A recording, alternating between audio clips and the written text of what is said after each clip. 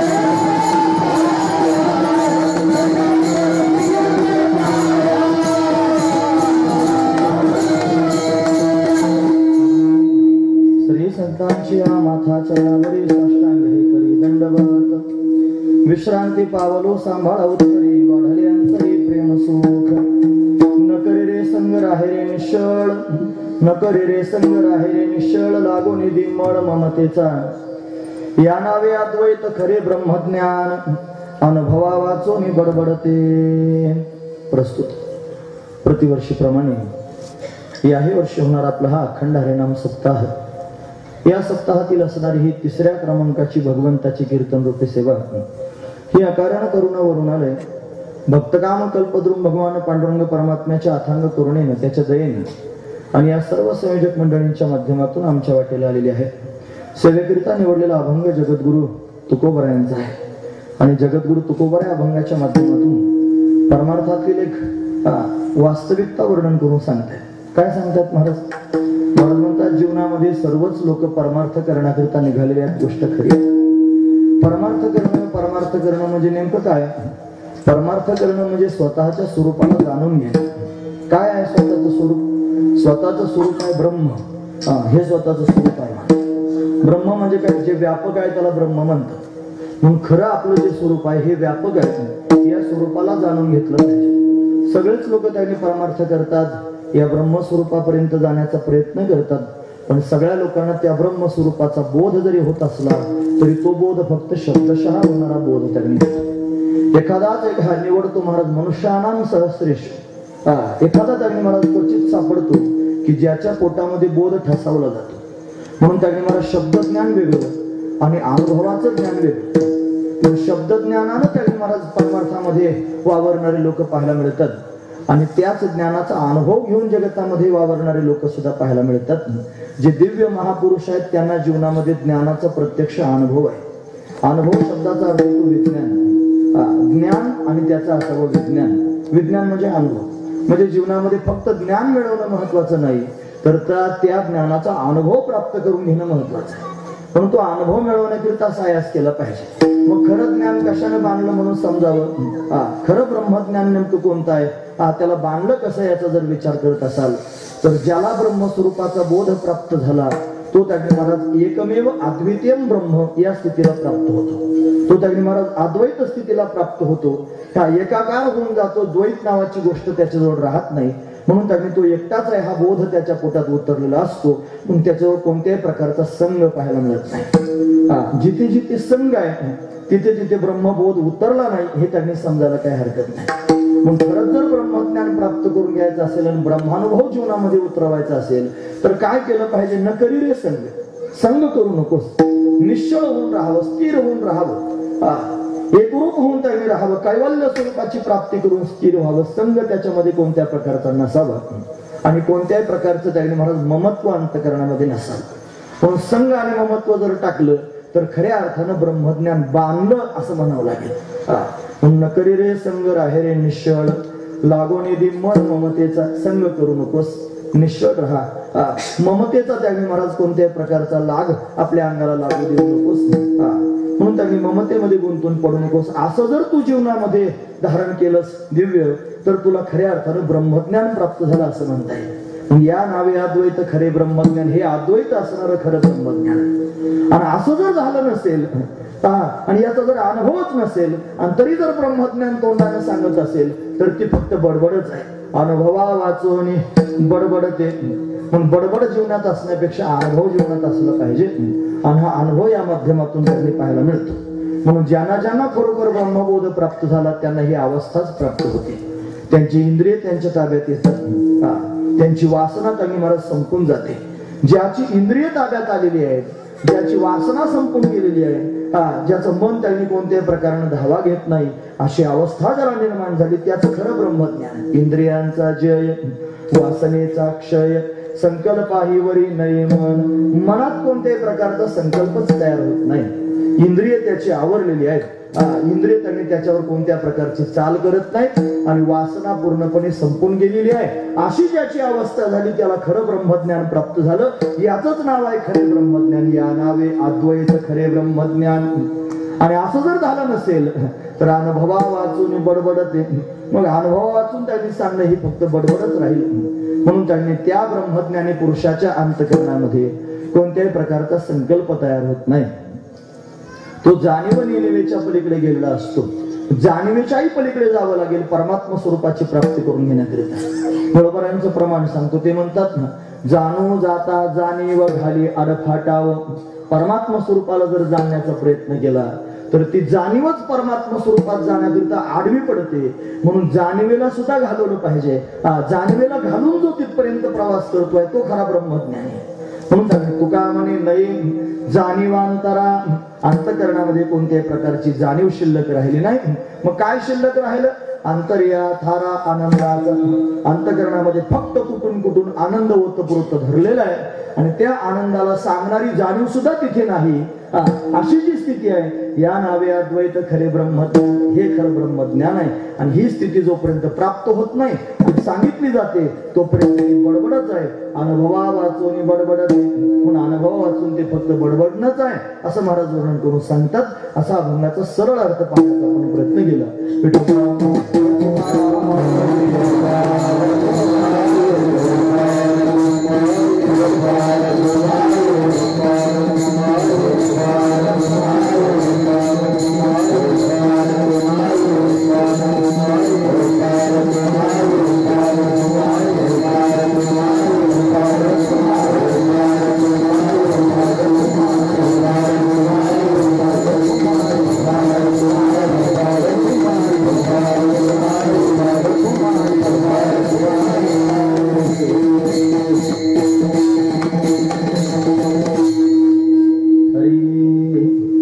नकडे रे संग राहे रे निश्चळ लागून मळ ममतेचा.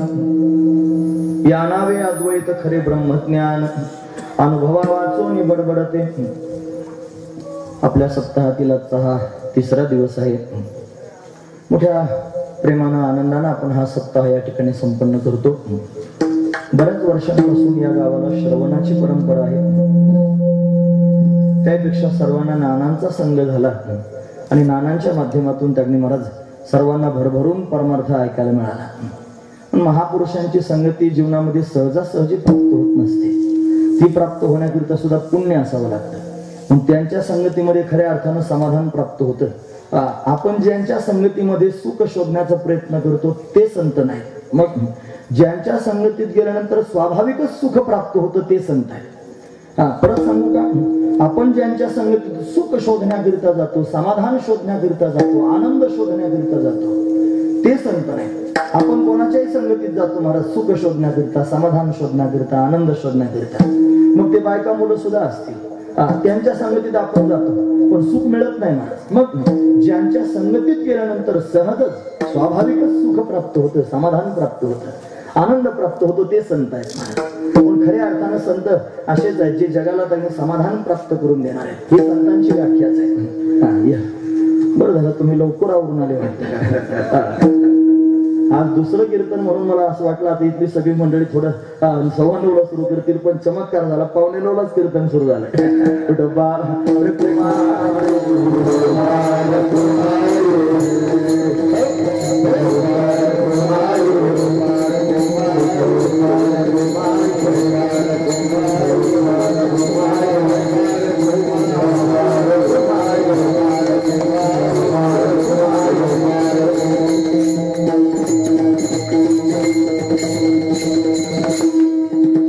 नानांची संगती आपल्या सर्वांना प्राप्त झाली हे मी सांगतोय.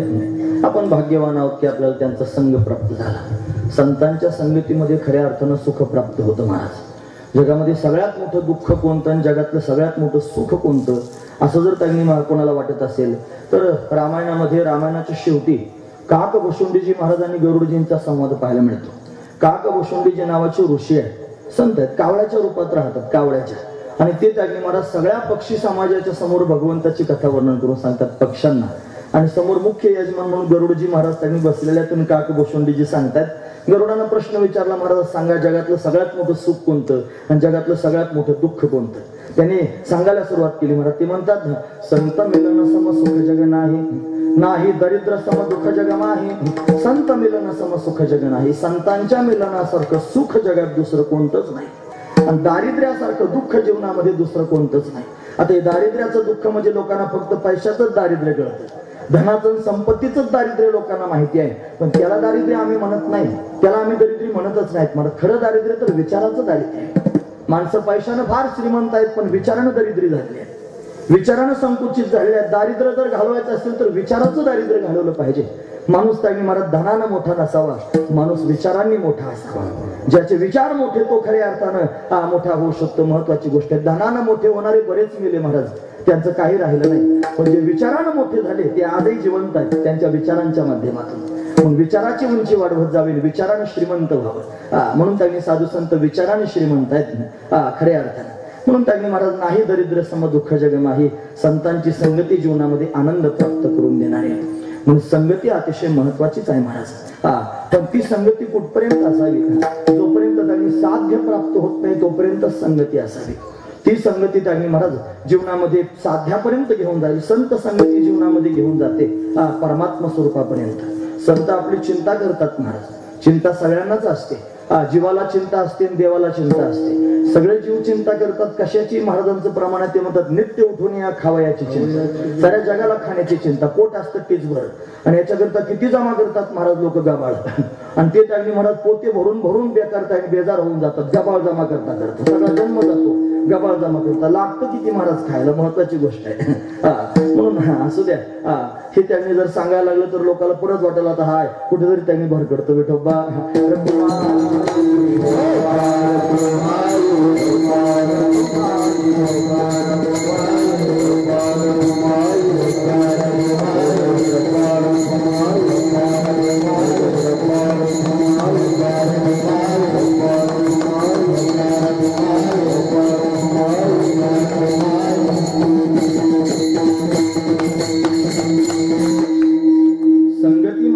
संगती या मुद्द्यावर आपण त्यांनी बोलू.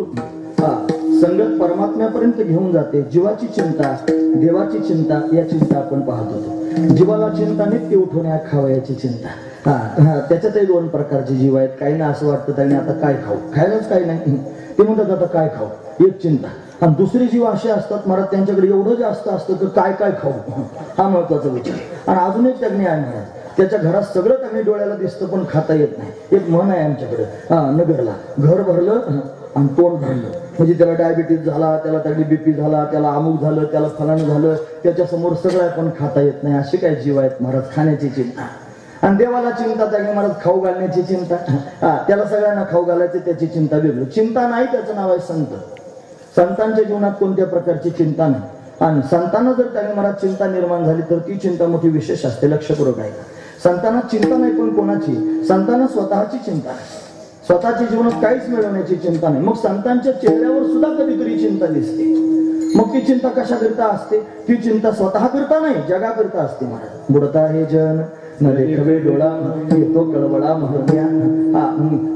म्हणून पडती हाती म्हणून काळा, येतो हिताचा कळवळा आणि पडती हाती म्हणून काळा. हे काळाच्या हातात पडतायत म्हणून त्यांनी त्यांच्या हिताचा कळवळा संतांना येतो. आणि संत चिंता करू लागतात. कान उंच करून ऐका, संतांची चिंता भगवंतापर्यंत येऊन जाते.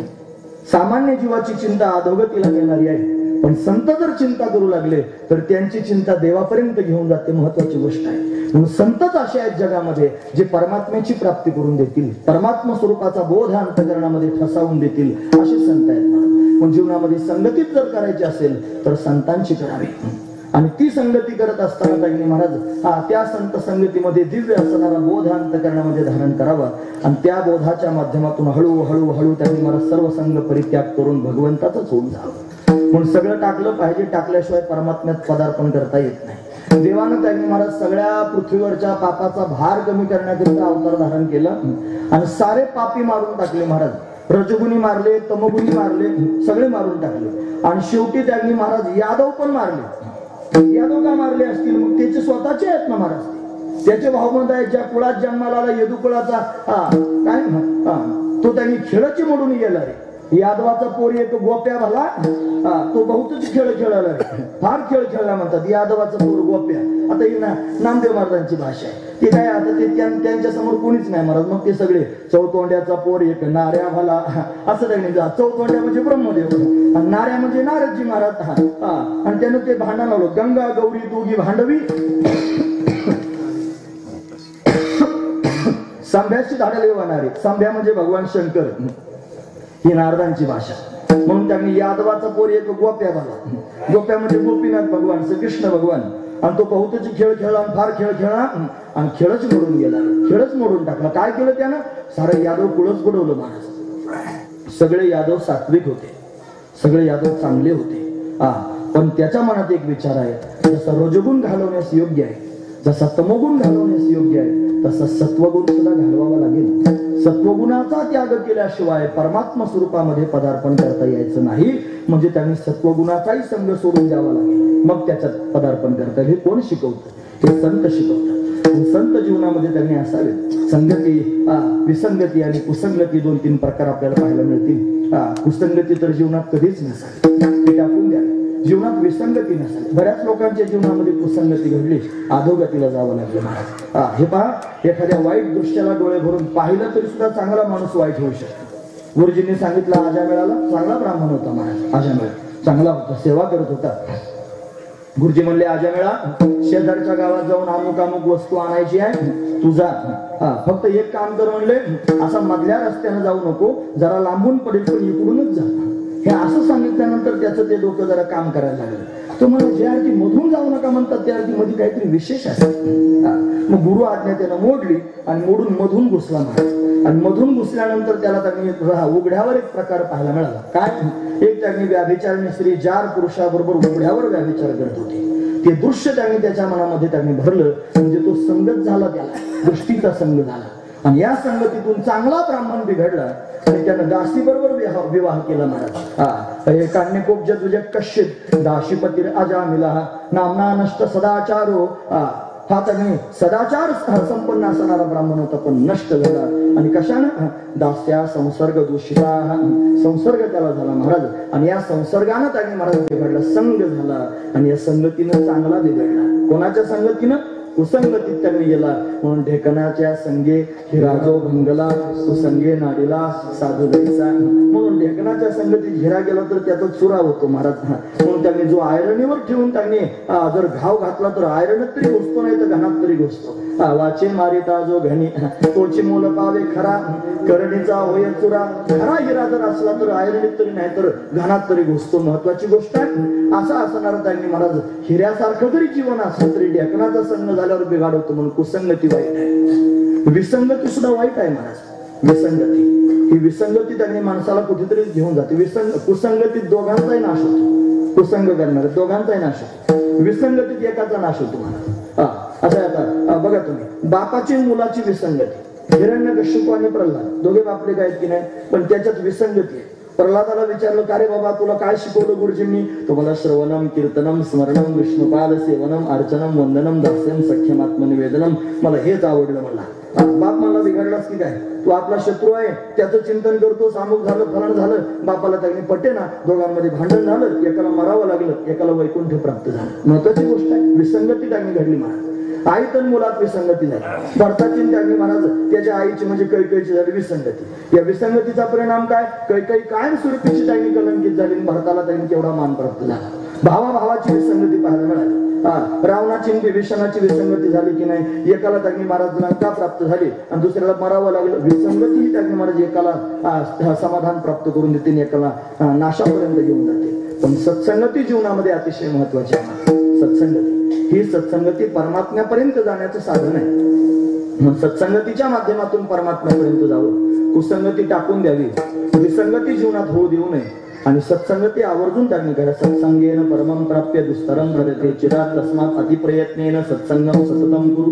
म्हणून प्रयत्नपूर्वक सत्संगती जीवनामध्ये आणावी आणि या संगतीच्या माध्यमातून त्यांनी महाराज परमात्म्यापर्यंत जावं. पण ही संगती सुद्धा साधन आहे तिथपर्यंत जाण्याचं. पण त्या साध्यात पदार्पण करत असताना त्यांनी महाराज याचाही त्याग करा आणि त्याग करून त्यांनी महाराज त्या स्वरूपाला प्राप्त करून घ्यावं. पण हे शिकवेल कोण? हे ते संत शिकवतील. हे संत त्यांनी आपल्या जीवनामध्ये तो बोध प्राप्त करून देतील. तो बोध प्राप्त करून देण्याकरिताच खाली आले. त्यांचं जीवनच असं गंगेसारखं आहे महाराज. जशी गंगा उंच त्यांनी महाराज गंगोत्रीवर प्रगट झाली, पण सगळ्या लोकांना त्यांनी महाराज तिचा लाभ घेता येईना. मग ती सगळ्यांकरता सुलभ झाली आणि हरिद्वार मध्ये आली. फक्त सुलभ झाली असं नाही, रस्त्यानं त्यांनी चालत त्यांनी अनेक नद्यांना पोटात घेत आली. अनेक प्रकारचे प्रयाग आहेत महाराज. काही रुद्र रुद्रप्रयाग आहे, काही ठिकाणी नंदप्रयाग आहे. हे प्रयाग कशा करतायत? ह्या सगळ्या नद्या मिळाल्या, त्याच्यामध्ये अलकनंदा मिळाली, त्याच्यानंतर मंदाकिनी मिळाली, त्याच्यानंतर त्याने महाराज आनंद नदी मिळाली. या सगळ्या नद्यांना पोटात घेत आली. त्याच्यात हा गंगेमध्ये समन्वयत्व आहे. आधी सुलभत्व, मग समन्वयत्व, आणि मग वाहत वाहत समुद्रापर्यंत गेले. याचं नाव आहे समर्पण. 3 गोष्टी गंगेच्या अंगात आहेत. तसे त्याने महाराज म्हणजे गंगा त्याने सगळ्या लोकांकरिता खाली आली म्हणजे सुलभ झाली. ही गंगा सगळ्यांना पोटात घेऊन चालते. फेडीत पाप ताप ओखीत तिरीचे पादप, अशी त्यांनी महाराज ही गंगा समुद्रात आणि पाणी तिचं जातं. सगळ्यांना पोटात घेऊन जाते. याला समन्वयत्व म्हणायचं. आणि शेवटी समुद्रात जाऊन पोहोचते. कोणत्या प्रकारचा अभिमान तिच्या जवळ राहत नाही. याला समर्पणत्व म्हणायचं. 3 गोष्टी गंगेच्या ठिकाणी पाहायला मिळतात. तसे संत आहेत. काय करतात? वास्तविक पाहता उंच स्थितीत राहतात, पण खाली येतात. आणि खाली येऊन त्याने महाराज सुलभ होतात जगाच्या समोर. ब्रह्ममूर्ती संत जगे अवतरले, उद्धराय आले दीन जना, असं आपण पाहतो. खाली आले, सुलभत्व आलं. फक्त खाली आले असं नाही, घोड्या भाबड्यांना पोटात घेऊन चालू लागले. लोक त्यांनी कसे असू द्या, ते म्हणले खटणट या रे, शुद्ध होणी दारे, दौंडी पिटी व्हावे चोखा मेळा, कसे या सगळ्यांना उद्धरून नेतो असं म्हणू लागले महाराज. सगळ्यांना पोटात घेऊ लागले. समन्वयत्व संतांजवळ आहे. आणि एवढ्या लोकांचा उद्धार करून पुन्हा फुगीरपणा पोटात आला नाही, अभिमान पोटात तगणी चढला नाही, सहज झाले आणि भगवंताच्या ठिकाणी स्वतःला समर्पित करून टाकले. याला समर्पित भाव म्हणायचं, समर्पण म्हणायचं. संतांच्या जवळ सुलभत्व आहे, संतांच्या जवळ समन्वयत्व आहे, आणि संतांच्या जवळ समर्पणत्व आहे. या 3 गोष्टी संतांजवळ आहेत. म्हणून संतांचा संग करावा. आणि या संत संगतीत जाऊनच त्यांनी महाराज निसंगत्व प्राप्त करून घेण्याचा प्रयत्न करावा. सत्संगत्वे निसंगत्वम, निसंगत्वे निश्चलत्वम, निश्चलत्वे निर्मोहत्वम, निर्मोहत्वे जीवनमुक्ती. जीवनमुक्तीपर्यंत जर जायचं असेल तर सत्संग पहिली पायरी आहे. या सत्संगतीच्या माध्यमातून त्याने महाराज सत्संगत्वे निसंगत्वम, मग निसंग. त्या सत्संगालाही सोडून त्याने महाराज पांडव गेले ना स्वर्गाला, पण जात असताना सतोपंथाने गेले महाराज. सतोपंथ तुम्हाला माहिती आहे सतोपंथ कशाला म्हणतात? हिमालयाच्या शिखरावर चढत गेले. तुम्ही ऐकतात ना पण सर्वजण. जरा सोपं करून सांगू का? जरा जड वाटतंय का तुम्हाला? आता मी गोष्टी सांगेन, जर तुम्ही फार जड झाले तर. महत्वाची गोष्ट आहे. गोष्टी तर सगळेच ऐकतात तो महाराज. सगळ्यांनाच गोष्टी ऐकायला गोड लागतात, पण नुसत्या गोष्टी सांगून सगळा जन्म व्हायला जाईल ना. नुसत्या गोष्टी सांगून काय उपयोग व्हायचा? काहीतरी पोटात उतरलं पाहिजे ना. महत्वाची गोष्ट आहे. सतोपंथ आहे. सतोपंथ म्हणजे त्याने महाराज हिमालयाच्या दिशेनं पांडव गेले. आधी गेले केदारनाथाला, मग केदारनाथातून बद्रीनाथाला गेले. बद्रीनाथाला त्याने महाराज नमस्कार करून तिथून पुढचा प्रवास सुरू झाला, आणि तो सतोपंथाचा प्रवास आहे. एक एक पांडव त्याने महाराज थांबत थांबत गेला. एकेकाला थांबावं लागला. आधी द्रौपदी थांबली, मग नकुल सहदेव थांबले, मग अर्जुन थांबला, मग भीम थांबला, आणि मग त्याने महाराज एकटा धर्मराज गेला. एकट्याला जावं लागलं एवढ्या लोकांचा संघ सोडून. पण सत्संग त्याच्या जीवनात होता. पांडव स्वतःच सत्संगी होते, पण त्यांना एकमेकाचा संघ सोडून एकट्याला पुढे जावं लागलं. जर खरोखर त्यांनी परमात्मा बोधापर्यंत जायचं असेल तर एकट्याला जावं लागलं. वृंदावनात माझ्या श्यामसुंदरानं रासलीला केली, आणि रासलीला करत असताना मुरलीमधून क्लीम शब्दाचा उच्चार केल्याबरोबर चमत्कार झाला. गोपी सगळ्याच्या सगळ्या जाण्याकरिता निघाल्या, पण रोज एकमेकी बरोबर चर्चा करणाऱ्या गोपी, रोज एकमेकीला भेटणाऱ्या गोपी, रोज एकमेकी बरोबर बोलून संवाद करणाऱ्या गोपी, आज एकाही गोपीने एकमेकीला निरोप दिला नाही. अशी कोणतीच म्हटली नाही की अगं चल लवकर पावा वाचतोय. अजिबात नाही. पावा ऐकू आला, निघाली आणि एकटीच निघून गेली महाराज. त्याच्यापर्यंत जर जायचं असेल तर एकट्यालाच जावं लागेल. इथं बसलेल्या सगळ्या लोकांकरता सांगतो, कान उंच करून ऐका. ज्याला ज्याला देव पाहिजे, देवाजवळ जर जायचं असेल तर कल्पना जाता येत नाही. देवाबरोबर जर त्यांनी महाराज संघ साधायचा असेल तर कोणाला बरोबर घेऊन जाता येत नाही महाराज. सगळं टाकून जावं लागतं, एकट्यालाच जावं लागतंय. म्हणून तयारी करा मनाची, एकट्याला जावं लागेल. म्हणून त्यांनी तिथपर्यंत जाण्याकरिता, त्या स्वरूपात तदाकार होण्याकरिता संघ रहित होऊन जावं लागेल. म्हणून त्यांनी तोही संघ टाकून द्यावा. हा सात्विक संघ आहे. या सात्विक संगतीला टाकून वास्तविक पाहता हा सत्वगुण जो आहे तो अतिशय श्रेष्ठ आहे. तुकोबरानंतर तुका म्हणे एका सत्वाचे सामर्थ्य आणि करवी परमार्थ अहर्निशी, पण तोही टाकावा लागेल त्याच्याच पदार्पण करण्याकरिता. म्हणून सत्संगत्वे निसंगत्व, निसंगत्वे निश्चलत्वम, निश्चलत्वे निर्मोहत्वम, निर्मोहत्वे जीवनमुक्ती. जीवनमुक्त जर व्हायचं असेल तर निर्मोही झालं पाहिजे, मोहरहित झालं पाहिजे. अंतकरणात कोणत्याच प्रकारचा मोह शिल्लक राहू नये, आणि अंतकरणामध्ये कोणत्याच प्रकारचा संग राहू नये. असं जर झालं तर खऱ्या अर्थाने आपल्याला ज्ञान बांधलं म्हणून समजायला काही हरकत नाही. कारण ज्ञान कळण्याकरिता लागते बुद्धी, ज्ञान पटण्याकरिता लागतं पुण्य, आणि ज्ञान झेपण्याकरिता लागतो अधिकार. गुरुजी वर्णन करू सांगायचे. गुरुजी म्हणजे वैकुंठवासी रंगनाथ महाराज परभणीकर. ते सांगायचे जर ज्ञान कळायचं असेल तर बुद्धीशिवाय ज्ञान कळत नाही, बुद्धी निश्चय आत्मज्ञान, ब्रह्मरूप भावी आपण असं त्यांनी अनेक प्रमाणांच्या माध्यमातून आपल्याला पाहता येईल. बुद्धीचा निश्चय झाल्यानं ब्रह्मज्ञान प्राप्त होईल, आत्मज्ञान प्राप्त होईल, ब्रह्मी ब्रह्मरूप आहे या बोधापर्यंत जाता येईल. म्हणून त्यांनी मला बोध प्राप्त करून घेण्याकरिताच माणसाचं शरीर आहे. हे जीवन आपल्या सर्वांना प्राप्त झाले निसंग होण्याकरिता मिळालेलं आहे. हे जीवन आपल्याला प्राप्त झाले ते कैवल्य प्राप्त करून घेण्याकरिता मिळालेलं आहे. हे जीवन आपल्याला प्राप्त झाले ते एक असणारं ब्रह्म होण्याकरिता त्यांनी प्राप्त, ब्रह्म आहोतच आपण ते जाणण्याकरिता मिळालेलं आहे. म्हणून त्या ब्रह्मस्वरूपाचा बोध पोटात उतरावा याच्याकरिता आपलं जीवन आपण खर्च करावं. काय आहे ते ब्रह्मज्ञान हे कळालं पाहिजे. ज्याला मनुष्य शरीर प्राप्त झालेलं आहे आणि मनुष्य शरीर प्राप्त होऊनही जो ब्रह्मज्ञान प्राप्तीकरिता अट्टहास करत नाही त्याच्यातून गाढवात काय अंतर आहे महाराज? तो गाढवच आहे. ओबी सांगतो नाथांची माझ्या अंगावर बाला नको. उगत त्यांनी विनाकारण कशाला आपल्या अंगावर काय घ्यायचं महाराज? प्रमाण सांगत जाऊ. प्रमाण आहे पाऊन या मनुष्यपणा जो न साधी ब्रह्मज्ञाना तो लांडा गर्भवदाना पुत्सेविन दो पाई. म्हणून ते निसंग असणारं जे ब्रह्म आहे, एकमेव अद्वितीय ब्रह्म असं असणारं जे ब्रह्म आहे ते ब्रह्मस्वरूप जर प्राप्त करून घ्यायचं असेल तर आपण सायास करणं गरजेचं आहे माणसाच्या शरीरात. साधा वया काय वैराग्य ज्ञान मनुष्य देही करावा यत्न म्हणे एका जनार्दन आणि आन उपाय असे ना. चिरंजीव पद आहे ना महाराज. परमार्थाच्या सुरुवातीला तर चिरंजीव पदानं सुरुवात केली पाहिजे. हे चिरंजीव पदातला शेवट आहे. म्हणून तुम्ही साधावया वैराग्य ज्ञान मनुष्य देही करावा यत्न म्हणे एका जनार्दन आन उपाय असे ना. पण दुसरा काही उपाय नाही महाराज. या माणसाच्या देहामध्ये जगली महाराज आल्यानंतर ब्रह्मस्वरूपाला जाणण्याचा प्रयत्न करावा. मग लोक जाणत नाहीत का ब्रह्मस्वरूपाला? जाणतात ना महाराज. लोकांनी मोक्ष मिळवण्याकरिता दुकानं टाकलेली आहेत. तुम्ही ऐकता सर्वजण. लोकांनी दुकानं थाटलेत आणि त्या दुकानामध्ये काय मिळतं तर फक्त मोक्ष मिळतो. अरे मोक्ष जर डायरेक्ट वाटायला लागले तर असं मिळेल कसं महाराज? मोक्ष काय डायरेक्ट प्राप्त करून घेण्याची गोष्ट आहे का? नाही. मोक्ष हा पुरुषार्थ आहे आणि मोक्ष हा परम पुरुषार्थ आहे महाराज. पण मोक्षरूपी पुरुषार्थापर्यंत जायचं असेल तर पायऱ्या चढत चढत जावं लागेल. काय पायरी? मोक्ष प्राप्त करून घेण्याकरिता सगळ्यात पाहिजे जर कोणती पहिली असेल तर तिचं नाव आहे धर्म. जीवन धर्ममय झालं तर मोक्षापर्यंत जाता येईल. आणि ज्याला धर्मच कळाला नाही तो मोक्षापर्यंत जाईल कसा? म्हणून ते दिव्य असणार मोक्ष. अरे मोक्ष म्हणजे काय? गाठोडं म्हणून भरून त्यांनी आपल्या घरात आणायची वस्तू थोडीच आहेच आपल्या जवळ. पण तो मोक्ष त्यांनी महाराज जाणण्याकरिता असलेला मोक्ष त्यांनी ओळखण्याकरिता धर्ममय होण्याची गरज आहे. म्हणून दुकानात जर टाकायचं असलं तर धर्माचं टाकावं. धर्म म्हणजे त्यांनी महाराज हिंदू धर्म, इस्लाम धर्म, ईसाई धर्म हे डोक्यात आणू नका. धर्म काय माणसाच्या कपाळावर लिहिलेलं थोडाच असतो. धर्म म्हणजे त्यांनी धर्म दोन प्रकारचा धर्म ज्या कुळगोत्रात जन्माला आलेले आहात त्यानुसार त्यांनी आपलं वागणं हा एक धर्मच आहे. आणि परमात्मा स्वरूपाला जाणून स्वरूपाचा बोध प्राप्त करून घेणं सुद्धा धर्मच आहे. याला परमधर्म म्हणतात. पण त्या स्वरूपाच्या बोधाच्या प्राप्तीकरिता अट्टहास करत निघणं हा धर्मच आहे. या धर्मावर आरूढ झालं पाहिजे आणि याच्यावर आरूढ झाल्यानंतर मग मोक्ष स्वरूपापर्यंत जाता येईल. माणसाचं जीवन धर्ममय व्हावं आणि मग तो त्या परमात्मा स्वरूपाच्या बोधापर्यंत जाईल. मग लोक त्या मोक्षाच्या दुकानामध्ये जातात. तिथं गेल्यानंतर त्यांना मोक्षाचं जे प्राप्त होतं त्याचं नाव आहे ज्ञान. मग त्या ज्ञानाच्या माध्यमातून त्यांनी मोक्षापर्यंत जाता येतं. कोणतं ज्ञान सांगितलं जातं दुकानात? ते ब्रह्मज्ञान सांगितलं जातं. आणि या ब्रह्मज्ञानाच्या माध्यमातून त्यांनी मनुष्य शहाणा होतो, मनुष्य हुशार होतो आणि हुशार होऊन त्याला त्यांनी महाराज बोलण्याची दृष्टी प्राप्त होते. लक्ष करून ऐका. माझ्यापेक्षा महाराजांनी जास्त दुकानं पाहिजे. मी काय कोणा दुकानात गेलो नाही महाराज. पण वस्तुस्थिती अशीच आहे. लोक त्या दुकानाला आता कारखाने म्हणतात. कारखाना शब्द वापरतात, काही वापरतात. त्यांनी असू दे, जाऊ द्या. पण फक्त त्यांनी बोलता येणं ब्रह्मज्ञान हे खरं ब्रह्मज्ञान नाही. मग खरं ब्रह्मज्ञान कोणतं आहे त्याचा अनुभव आला पाहिजे.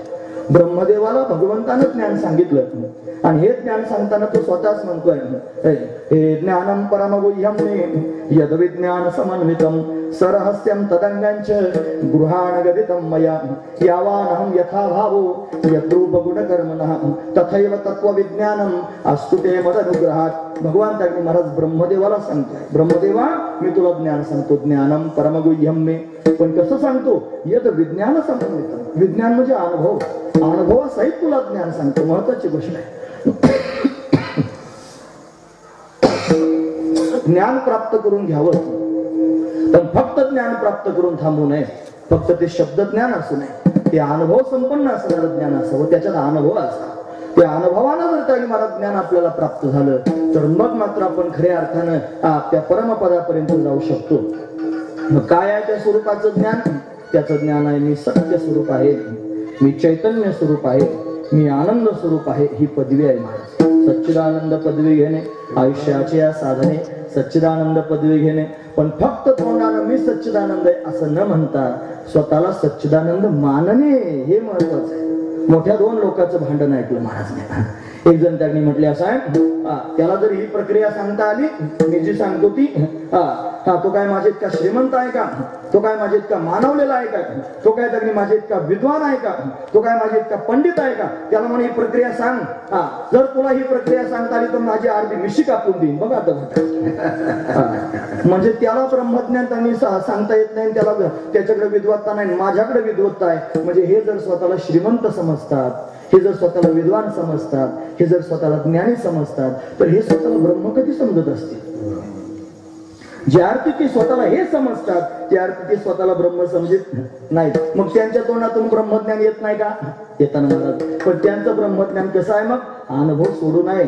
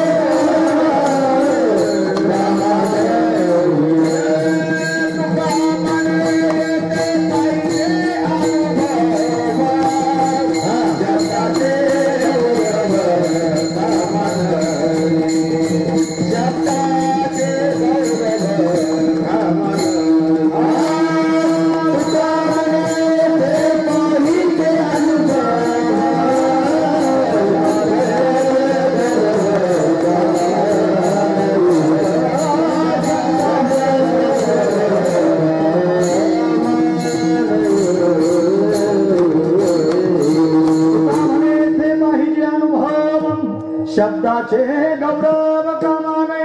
महाराज वर्णन करून सांगते जिथं अनुभव पाहिजे, अनुभवाशिवाय जमत नाही महाराज. पण खरा परमार्थ तर अनुभवाचाच आहे. पण ज्याला ब्रह्मज्ञान कळालं, शब्दज्ञान का होईना त्याच्या पोटात उतरलं, त्याला अदृढ अप्रोक्ष ज्ञान त्यांनी झालं. पण ते त्यांनी घासून घासून त्यांनी महाराज ज्या वेळेला ते दृढ केलं, ते दृढ झालं रे झालं की एका क्षणात तो त्यांनी महाराज त्या वाळुकासारखा होता, त्या शेंदारासारखा होतो महाराज. ते पिकल्या शेंद जळोपण गेले तैसे आम्हा केले पांडुरंगानं असं केलं महाराज. काय जर ते शेंदाड पिकलं ना महाराज तर त्याचा फार सुंदर वास येतो. मी काही पाहिलं नाही, फक्त ऐकले. त्याचा फार सुंदर वास होतो. पण एका वेळेला बरेच असतात महाराज ते. नेमकं कोणतं पिकलं आता वास तर त्याचा फार चांगला येतो. कोणतं पिकलं कसं काय समजायचं? तुम्ही ऐकतात ना सर्वजण. महत्वाची गोष्ट सांगतो. मग त्यांनी जर पाहायचं ठरलं तर मग एखादं जर त्याला ज्ञान नसलं तर ते प्रत्येक ठिकाणी जाऊन वाकून आणि वाकून त्यांनी हलवून पाहणार कोणतं पिकलेलं आहे. आणि त्याला हात लावल्यावर सुद्धा हाताचा कडू वास येतो. एवढं त्यांनी कडू असतं महाराज ते. मग त्याला हात लावितच बसायचं नाही. मग शहाण्या माणसानं काय करायचं? कोणतं पिकलं हे पाहण्याकरिता चालायचं आणि चालता चालता फक्त पायानं असा धक्का लावित चालायचं. असा पायानं धक्का लावला की पायानं धक्का लावल्याबरोबर जे बाजूला होतं समजायचं हे पिकलेलं आहे. समजायचं काय झालं? पिकलेलं आहे. जर त्यांनी महाराज पायाने धक्का मारून नाही, त्याला लाथाळून सुद्धा सुटलं नाही, समजायचं अजून एक कच्चा आहे. तुम्ही ऐकता सर्वजण. महत्वाची गोष्ट आहे ते जे शेंद आहे ना पिकलेलं, हे पिकल्याबरोबर देठाला सोडून देतं महाराज. देठाला चिकटलेलं दिसतं पण देठाला चिकटलेलं नसतं. का बरं? ते पिकलं म्हणून. ज्या वेळेला पिकल्याबरोबर देठ सोडून देतं महाराज आणि वेगळं होऊन जातं. मग निसंग होत. संग करीत नाही कोणाचा? देठाचा. मग काय झालं? त्याच्यात पक्व स्थिती आली. तसं ब्रह्मज्ञान त्यांनी महाराज प्राप्त झालं. आणि ते फक्त प्राप्त झालं असं नाही, ते त्यांनी महाराज बांधलं. ते त्यांनी महाराज पक्व झालं. ते त्यांनी महाराज पूर्ण रूपानं अंगी त्यांनी महाराज ठसलं की ठसल्याबरोबर जे होतं त्याचं नाव आहे सुटणं. काय सोडतं? संघ सोडून देतं महाराज. कशाचा संघ राहत नाही? द्वैताचा संघच राहत नाही. संघच सोडून देतं. मग खरं ब्रह्मज्ञान तर तेच आहे महाराज की झाल्याबरोबर संघ सोडून देतं. आणि संघ सोडून त्यानंतर त्याने महाराज त्याच्यावर वेगळं होतं. महत्वाची गोष्ट आहे. जसं त्याने दोन प्रकारचा संन्यास असतो. तुम्ही ऐकतात ना सर्वजण. महत्वाची गोष्ट. एक आहे विधीचा संन्यास आणि एक आहे प्रेम संन्यास. विधीचा संन्यासात काय असतं माहितीये का? त्याला त्यांनी महाराज विरजाहोन नावाची एक प्रक्रिया असते. मला माहिती आहे, आता माझी गुरुजी संन्यासी आहे, मला त्यातलं पूर्ण त्यांच्याकडे पाहून मला बरंच माहित झालंय. पण काय करतात? त्यांना 5 प्रकारचे गुरु असतात महाराज. एक असतो छोटी गुरु, म्हणजे शेंडी कापायला असतो. दुसरा असतो भस्म गुरु, भस्म लावायला असतो. तिसरा असतो त्यांनी भगवत येणारा वस्त्र गुरु असतो, वस्त्र देतो भगवत. त्याच्यानंतर एक मंत्र गुरु असतो आणि एक दीक्षा गुरु असतो.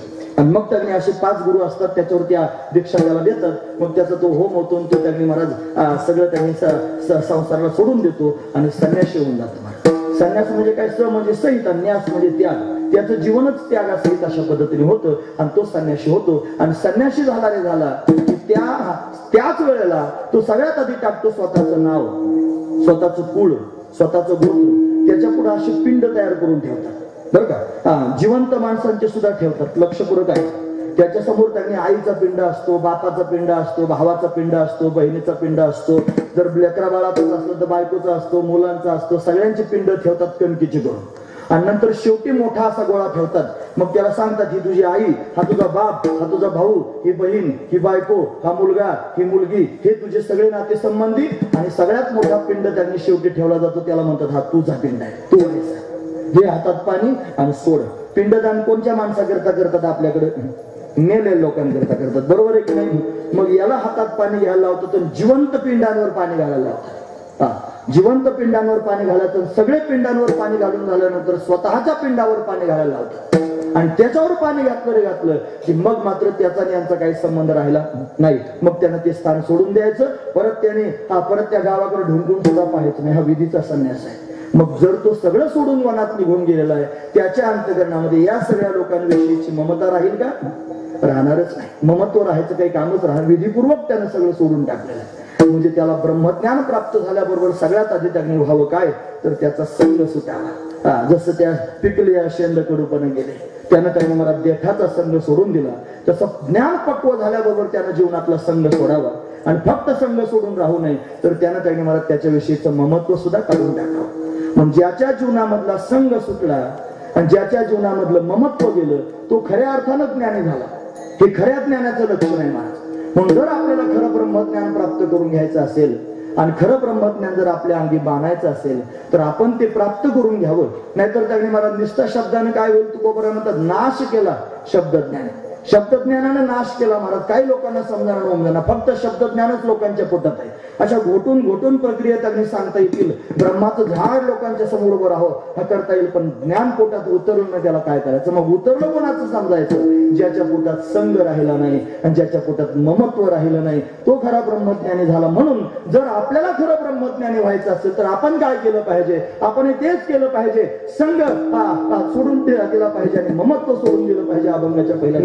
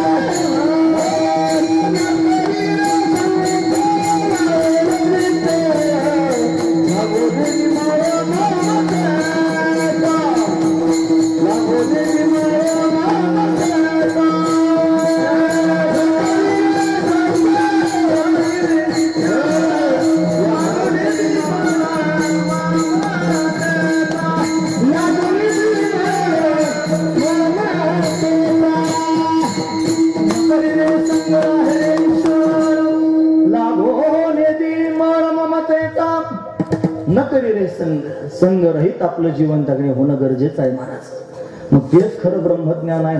हा ब्रह्मज्ञान फक्त तोंडी सांगण्याचं नसतं, हे अनुभवाचं असतं. म्हणून संघ टाकला पाहिजे. हा संघच मोठा वाईट आहे महाराज. कशाचा संघ टाकला पाहिजे हे कळलं पाहिजे. संघ टाकायचा मग नेमकं सोडायचं काय? बायको सोडायची, बायकोचा संघ सोडायचा का मुलाचा संघ सोडायचा का मित्रांचा संघ सोडायचा का जगाचा संघ सोडायचा? नेमका संघ सोडायचा कशाचा महत्वाची गोष्ट आहे महाराज. हे शिकण्यासारखं आहे. मोठ्या लोकांच्या अनुभवातून कळतं महाराज. एकदा काय झालं, व्यासदेवांची पत्नी गरोदर झाली. तुम्ही ऐकतात नस, आता नाही अवघड सांगायचं, मी जाऊ द्या. आता त्यांनी अवघड सांगून सगळ्या लोकांना झोपी लावण्यापेक्षा सोपं सांगितलेलं चांगलं. तुम्ही ऐका, आता मी कथा सांगतो तुमच्या समोर. हे बघा, एकदा काय झालं, व्यासदेवांची पत्नी गर्भवती झाली. व्यासदेवांची पत्नी, तिचं नाव वटिका किंवा विद्तिका अशी 2 नाव आहेत मराठीला. एका ठिकाणी आरणी देवी म्हणतात. ही आरणी म्हणजे काय माहिती, ती देवी भागवतातली कथा आहे. ती वेगळ्या कल्पातली, एक सारस्वत कल्पातली आणि एक पद्म कल्पातली कथा आहे. वेगवेगळ्या 2 कथा आहेत महाराज. म्हणून वेगवेगळे चरित्र वेगवेगळ्या पद्धतीने पाहायला मिळतं. हे आरणी म्हणजे काय? आरणी म्हणजे बायको नाही. हे आरणी मंथन केलं जातं की नाही. पूर्वीच्या काळामध्ये यज्ञ करण्याकरिता ब्राह्मण त्यांनी काडी पेटून अग्नी प्रज्वलित करीत नव्हते. मग ते आरणी मंथन करायचे. आरणी मंथनातून अग्नी प्रगट व्हायचा महाराज. काय झालं, व्यासदेवजी अग्नी प्रज्वलित करण्याकरिता आरणी मंथन करत होते. आणि आरणी मंथन करता करता कपोत नावाचा पक्षी त्यांना दिसला. आणि त्या पक्षाची त्यांनी मादी त्याच्या बरोबर होती. आणि त्यांची प्रणय क्रीडा त्यांनी व्यासदेवाने पाहिली. आणि पाहिल्यानंतर त्यांचा तेजोभंग झाला. आणि मग ते त्यांनी महाराज त्या आरणीवर जाऊन पडलं तेज. आणि ते मंथन होता होता त्याच्यातून पुत्र प्रगट झाला आणि तो झाला शुक महाराज. अशी कथा आहे. ती पण देवी भागवतातली कथा आहे बरं. भागवतात मात्र तसं नाही. काय झालं, भागवतात वर्णन करून सांगतात म्हणे असं झालं की भगवान अनेक प्रकारची लीला करतो. त्याच्या लीला जगाला कळाल्या पाहिजेत, त्या सर्वांच्या समोर आल्या पाहिजेत. गोलोक धामात राहणारा परमात्मा तिथं त्याने महाराज उंच आसनावर बसतो. त्याची प्रिय असणारी पत्नी तिथं त्याला 2 बायका आहेत महाराज. एकीचं नाव आहे राधा आणि दुसरीचं नाव आहे विरजा. या राधा राणीच्या हातावर त्यांनी एक पक्षी बसलेला, त्याचं नाव आहे शुक. हा पोपट आहे महाराज. आणि हा पोपट सारखा राधे राधे राधे राधे म्हणत होता. त्या राधा राधा म्हणणाऱ्या पोपटाला त्यांनी महाराज राधा राणीने उपदेश केला. ती म्हणजे राधा राधा मा वद हे शुक कृष्ण वद, हे शुक कृष्ण वद. कृष्ण नामाचा उपदेश त्याला प्राप्त झाला. आणि कृष्ण परमात्म्याचा महिमा राधा राणीकडून त्याला ऐकायला मिळाला. आणि तो ऐकायला मिळाल्यानंतर त्याने महाराज मग तिनं त्याला सांगितलं, बघ म्हणे आता तू जा मूर्ती लोकात जाऊन माझ्या भगवंताचे गुणांवाद वर्णन करून सांग. आता त्यांना यायचंय, हा म्हणे मला पाठवू नकोस, असं करू नकोस, विनंती करायला लागली. पण राधा राणीची आज्ञा झाली म्हणून शुकाला त्यांनी महाराज यावं लागलं. आणि शुकाला त्यांनी महाराज यावं लागलं. कुठे यायचं, आता पक्षाच्या रूपात यायचं म्हणजे कोणी अंड्यात जाऊन बसावं लागेल की नाही. लांब पर्वतात त्यांनी एका अंड्यात घरटात त्यांनी पक्षाने अंडे घातले होते, त्याच्यात जाऊन बसले. आता ती तिथे आलेत म्हटल्यानंतर त्यांना काहीतरी पुढची वाट दाखवली पाहिजे ना. मग विधायक कार्य करण्याकरिता नारदजी महाराजांचं आगमन होत असतं. नारदजी महाराज एकदा काय झालं, कैलास पर्वतात घुसले. आणि कैलासात गेल्यानंतर त्यांनी भगवान शंकर घरी नव्हते, पार्वतीबाई एकट्याच होत्या. आणि एकट्याच असल्यानंतर गेले आतमध्ये. म्हणे काय पार्वतीबाई, कसं काय, बरं आहे का? म्हणे सगळं चांगलं आहे. तुमचे मालक तर ठीक आहेत ना? कुठे गेले म्हणे भगवान शंकर? ते म्हणे गेले तपश्चर्या करायला. आता ते तपश्चर्या करायला गेले. मग त्यांनी सगळं चांगलं आहे ना, तुम्हाला त्यांनी फार प्रेम देतात ना? म्हणे फार प्रेम देतात. भगवान शंकर भोळे भाबडे आहेत म्हणे फार ते. मग तुम्हाला मनातलं वगैरे सगळं सांगत असतील. आता मनातलं सांगतात का म्हणल्यावर ती म्हणे हो मला मनातलं सगळं सांगतात. मग तुम्हाला ते सांगितलं असेल. नारदजी म्हणले आता नारदांचं कामच आहे ते सांगायचं. म्हणजे ते सांगितलं असेल. म्हणे काय, भगवान शंकराच्या गळ्यामध्ये त्या मुंडक्यांच्या माळा आहेत, रुंड माळा त्याला म्हणतात. हे रुंड माळा भगवान शंकराने गळ्यात का बरं घातल्या हे तुम्हाला सांगितलं असेल. पार्वतीबाई म्हणजे हे तर नाही मला सांगितलं. येऊ दे म्हणे आता. मग फार भोळे भाबडे स्वतःला समजतात, तुम्हाला सगळं सांगतो म्हणतात, मनातलं सगळं सांगतो म्हणतात, हे का नाही मला सांगितलं. असं म्हणल्यानंतर नारदांना कळालं आपलं काम झालं. काम झाल्यावर नारद थांबत नसतात महाराज. एका मिनिटात नारदजी महाराज निघतात. बघा बरं लोकांचे चेहरे आता बदलायला लागले महाराज. कथा अशीच असते. महत्वाची गोष्ट आहे, ऐकण्यासारखी गोष्ट आहे, लक्षपूर्वक ऐका. आता नारदजी महाराज निघून चालले. नारदजी निघाल्यानंतर त्यांनी महाराज चमत्कार झाला. ते कैलासाच्या दरवाज्यातून बाहेरच पडले नाही, कुठे समोर भगवान शंकर आहे. आता दोघं वैष्णव जय हरी लांबून जय हरी झालं महाराज. जय हरी झाल्यानंतर समोरून आले भगवान शंकर. म्हणे आता बोलतील नारदजी. 2 शब्द काहीच नाही बोलले महाराज. आता खांद्याला खांदा लावून निघून गेले. थांबले सुद्धा नाही. हो नारदजी म्हणे थांबा. नाही म्हणे मला जरा गडबड आहे. भगवान शंकर म्हणजे हे गिऱ्हाईक आपल्या घरातून बाहेर आलं याचा अर्थ घरात काहीतरी बिघडलेला असणार. कारण नारद घरातून बाहेर पडलं की समजायचं कार्यक्रम असेल काय. त्यावेळेस एकच नारदजी फिरत होते. आता एवढे नारद आहेत तुम्हाला काय सांगायचं. नारद घरात घुसला की कार्यक्रम झालाच नाही. असे त्याने आता जमलं की नाही का? असे नारदचे त्याने बाहेर आले. आल्याबरोबर त्याने महाराज म्हणजे हे जे आरती बाहेर आले ते आरती काहीतरी बिघाड झाला असेल. मग घरात रुसले भगवान शंकर. पाहिलं तर पार्वतीबाई रुसल्याच होत्या. मला हे सांगितलं नाही म्हणले आणि रुसून बसले. आतमध्ये जाऊन त्यांनी बसले. अगं पार्वती, ए पार्वती असं काय करतेस? माझ्याशी बोल ना. काय झालं तुला? आम्ही नाही बोलत, जा. इथून सुरुवात झाली महाराज. आता जी गृहस्थी लोक आहेत त्यांना माहिती, ब्रह्मचारी लोकांकरता मी सांगत नाही. आता गृहस्थी लोकांचे पाट्यालाच पुजलेलं आहे महाराज. मग बायको उचल्यानंतर तिची विनवणी करावी लागते आणि चालूच असतं प्रपंचात. हे केलं पण पाहिजे महाराज. प्रपंचाचा धर्मच तो आहे, असू द्या. मग भगवान शंकर त्यांनी महाराज गृहस्थी आहेत ना. मग त्या म्हणले पार्वती काय झालं तुला नेमकं सांग. म्हणे फार स्वतःला अमोल म्हणता, फार भोळे बाबडे म्हणता, सगळं मनातलं सांगतो म्हणता. हे काय नाही मला सांगितलं? ते म्हणजे काय नाही सांगितलं तुला? तुमच्या गळ्यात त्या मुंडक्यांच्या माळा काबर घातल्या ते नाही मला सांगितलं? एवढं कारण आहे वय. तरीच म्हणून नारद आत्ताच बाहेर गेला. म्हणजे नारदाचंच कारस्थानी कळालं. मग म्हणे अगं पार्वती, हे त्यांनी माझ्या गळ्यात नाही घातलंय ना. तू प्रत्येक युगात अवतार धारण करून येते आणि तू आल्यानंतर त्यांनी महाराज मोठे मोठे दैत्य मारून टाकते. महिषासुर मर्दिनी होते. महिषासुरासारखे, शुंभ निशुंभासारखे, चंडमुंडासारखे तू मारून टाकते. आणि ती लीला मी प्रत्यक्ष पाहतो आणि ती पाहिल्यानंतर मला मोठं समाधान वाटतं. मग मी काय करतो, त्याच्यातल्या त्या युगामध्ये एखाद्या दैत्याचं मुंडकं घेतो आणि माझ्या गळ्यातल्या माळीत घालून ठेवतो तुझी आठवण म्हणून. तुझे ते रूप माझ्या डोळ्यासमोर राहावं. ऐगिरी नंदिनी नंदित मेदिनी विश्व विनोदिनी नंदिनी गिरिवरविंद शिरोधिनी वासिनी विष्णु विलासिनी विष्णुमते भगवती हे शक्तिकंठ कुटुंबिनी भूरि कुटुंबिनी भूरि कृते जय जय हे महिषासुर मर्दिनी रंगकरदेवी. ऐगिरी नंदिनी नंदित मेदिनी विश्व विनोदिनी नंदिनी गिरिवरविंद शिरोधिनी वासिनी विष्णु विलासिनी विष्णुमते भगवती हे शक्तिकंठ कुटुंबिनी भूरि कुटुंबिनी भूरि कृते जय जय हे महिषासुर मर्दिनी रंगकरदेवी शैलसुते रम्यकरदेवी शैलसुते रम्यकरदेवी शैलसुते. अरे वा, मला तेवढंच काम आहे, दुसरं काही काम नाही.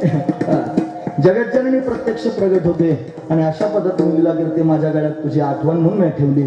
तिनं प्रश्न विचारला म्हणे महाराज, प्रत्येक युगात मी अवतीर्ण होते तुम्ही पाहता, मग हे प्रत्येक युगात पाहण्याकरिता तुम्ही कसे काय तसेच राहिले? मी प्रत्येक युगात येते ना, अवतार धारण करून येते, परत जाते, परत येते, तुम्ही कसे काय तसे राहिले? ते म्हणले मी त्या ठिकाणी भगवान म्हणले मी अमर आहे. म्हणजे कसं काय अमर झालात?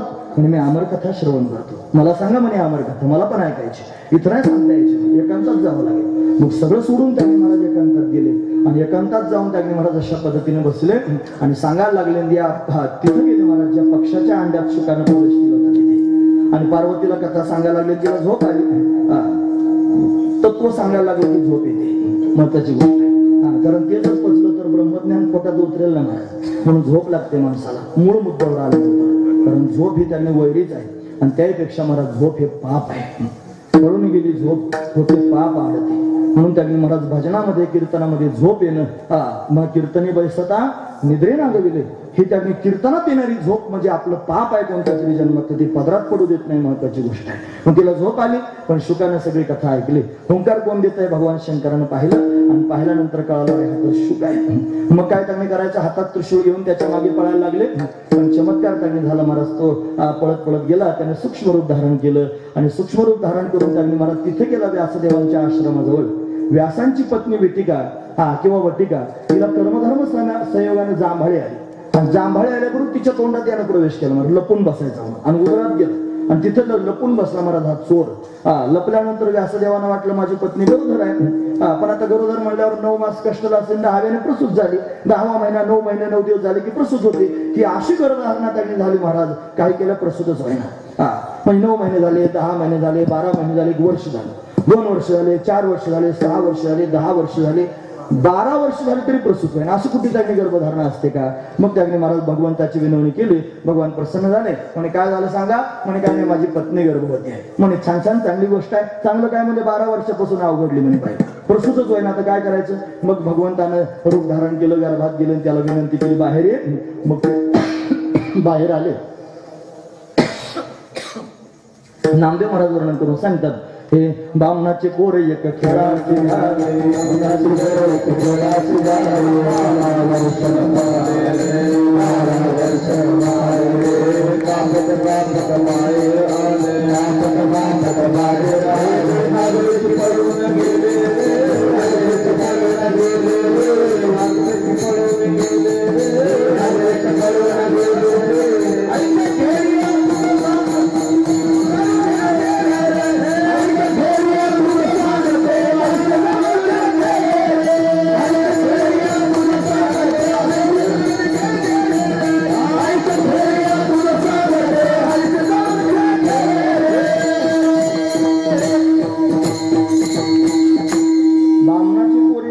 व्यासी भ्याले 12 वर्ष लपाले रे, कापत कापत बाहेर आले, नागरीच पळून गेले.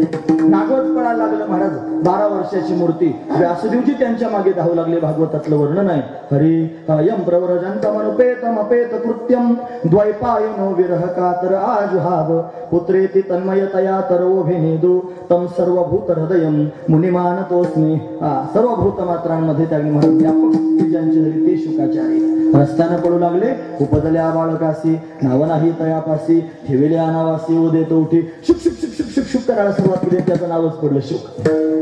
ते थांबले नाहीत महाराज, पडू लागले. सर्वात्मक भाव झाला होता आणि झाडाझुडपांमधून ओंकार येत होता. असू त्याने घडलं. आणि मग व्यासदेवजी पळत होते ना, समोर काही स्त्रिया स्नान करत होत्या पाण्यामध्ये. त्या सगळ्या स्त्रियांच्या समोरून शुकाचार्य पळत गेले, पण त्या स्त्रिया लाजल्या नाहीत महाराज. आणि व्यासदेवजी महाराज गेले आणि गेल्याबरोबर त्या सगळ्या बायका लाजल्या. लाजल्यावर व्यासाने विचारलं, म्हणे मी एवढा म्हातारा झालो, माझी दाढी आता गुडघ्याला टेकायला लागली, पांढरी शुभ्र त्यांनी दाढी झाली, आणि माझं तरुण पोरग तुमच्या समोर त्यांनी नागवं पळत गेलं, तुम्ही त्याला लाजल्या नाही, आणि मला म्हाताऱ्याला पाहून तुम्ही लाजतात. बायका काय म्हणल्या माहिती आहे? त्या म्हणल्या, महाराज तुमचा तो तरुण मुलगा आमच्या डोळ्यासमोरून गेला, पण आम्हाला त्याच्याकडे स्त्री आणि पुरुष हा भेदच का दिसला नाही. तो स्त्री पुरुष भेदाच्या पलीकडचा होता. ही त्याची अवस्था होती. आणि तुम्हाला अजून स्त्री पुरुषातला भेद कळतो म्हणून आम्ही तुम्हाला पाहून लाजलो. महत्वाची गोष्ट आहे. असं म्हणल्यानंतर त्यांनी मला ती गोष्ट शुकाचार्यांनी ऐकली. ऐकल्यानंतर शुकाचार्यांना कळलं, वारे वा, माझ्या बापापेक्षा मी श्रेष्ठ झालो. कोण? मी कोणापेक्षा? बापापेक्षा श्रेष्ठ झालो असं वाटलं आणि अभिमान झाला महाराज. हा अभिमान वाईट आहे. हा अभिमान झाल्याचं व्यासांना कळालं. म्हणून त्यांनी महाराज, अभिमान लागे शुकाचे पाठी, व्यासे उपरागे दृष्टी केली. व्यासदेवांनी त्यांनी महाराज अंतर्मुख होऊन पाहिलं की शुकाला अभिमान झालाय. मग आता काय केलं पाहिजे? याचा अभिमान घालवला पाहिजे. मग म्हणे त्याने जनक भेटीशी पाठविला. जनकाच्या भेटीला पाठवला महाराज. आणि जनकाच्या भेटीला गेल्यानंतर त्याने महाराज म्हणे, जा जनकाच्या भेटीकरिता जा. जनकाच्या दारात गेले शुकाचार्य. महाराज तुम्ही ऐकतात ना सर्व? आता नाही अवघड मी सांगणार, सोपं सांगतोय, कान उंच करून ऐका. आणि आपल्याला काय 11:30 वाजेपर्यंतच बोलायचं आहे फक्त. अजिबात जास्त बोलणार नाही. चिंता करू नका तुम्ही, अजिबात टेन्शन घेऊ नका. 11:30च्या पुढे 1 मिनिट सुद्धा जाऊ देणार नाही. फक्त लक्षात ठेवा. हे पहा, गेले शुकाचार्य महाराज. आता घाबरले असते सगळे लोक, नका घाबरू, जाऊ द्या, थकलेलो आहे मी, आता लवकर थांबायचा प्रयत्न करीन. मला अजून एक त्यांनी चरित्र पुढे सांगून पुढे थांबायचं. लक्षपूर्वक ऐका. दारात जाऊन उभे राहिले शुकाचार्य. जनकाच्या दारात 2 त्यांनी सेवक होते. आणि त्या सेवकांना जाऊन सेवकांनी विचारलं, कोण तुम्ही, काय काम आहे? म्हणे मला राजाला भेटायचं. कोण आले म्हणून सांगायचं. जा तुमच्या राजाला जाऊन सांगा मी शुक आलोय म्हणून. असं जाऊन सांगितलं तंतोतंत त्या सेवकांनी जनकाच्या समोर. आता जनक काय सामान्य नव्हता. जनक राजा राज्य करी आणि एक पाव अग्नी माझी जळे. अग्नीत त्यांनी पाय जळत होता. एवढा श्रेष्ठ राजा होता. त्याला त्यांनी ज्ञान सांगण्याकरिता, पाठ सांगण्याकरिता याज्ञवल्क्य ऋषी येत होते. आणि छांदोग्य उपनिषदाचा पाठ चालू होता. मोठे मोठे संन्यासी ब्रह्मचारी समोर येऊन बसले होते. आणि पाठ ऐकण्याकरिता अजून जनक आला नव्हता. आला नाही म्हणून ते याज्ञवल्क्य म्हणले, थोडं थांबा, जनकाला येऊ द्या. लागले कुजबुज करायला. ते म्हणले, बघा हे गोवा लोक सुद्धा असेच आहेत. यांना त्यांनी असंच असतं. यांना फार त्यांनी राजांविषयी प्रेम आहे. ते फार श्रीमंत आहेत आणि फार मोठे आहेत म्हणून त्यांचंच कौतुक आहे. आपण एवढे संन्यासी तरी सुद्धा आपला विचार नाही. लागले कुजबुज करायला. याज्ञवल्क्यांनी ओळखलं. ते म्हणजे हे लागले कुजबुज करायला. याज्ञवल्क्यांनी माया रचली. थोड्या वेळाने जनक आला, आपल्या आसनावर बसला. याज्ञवल्क्यांनीच हा मायावीपणा त्यांनी तयार केला आणि सगळ्या नगरीलाच आग लावून दिली. एक सेवक पळत आला. तो म्हणला, महाराज, जनकाच्या समोर म्हणला, महाराज तुमच्या नगरीला आग लागली. याज्ञवल्क्यांनी जनकाकडे पाहिलं. म्हणजे जनका, तुझ्या नगरीला आग लागली. आग लागली म्हणल्यावर जनकाच्या मुखातून शब्द बाहेर पडले, महाराज नमे दह्यते कश्चन, माझं काही जळत नाही, तुम्ही पाठ सांगा. अरे आग लागली नगरीला, तुम्ही पाठ सांगा म्हणतोय. खाली बसलेले होते ते संन्यासी.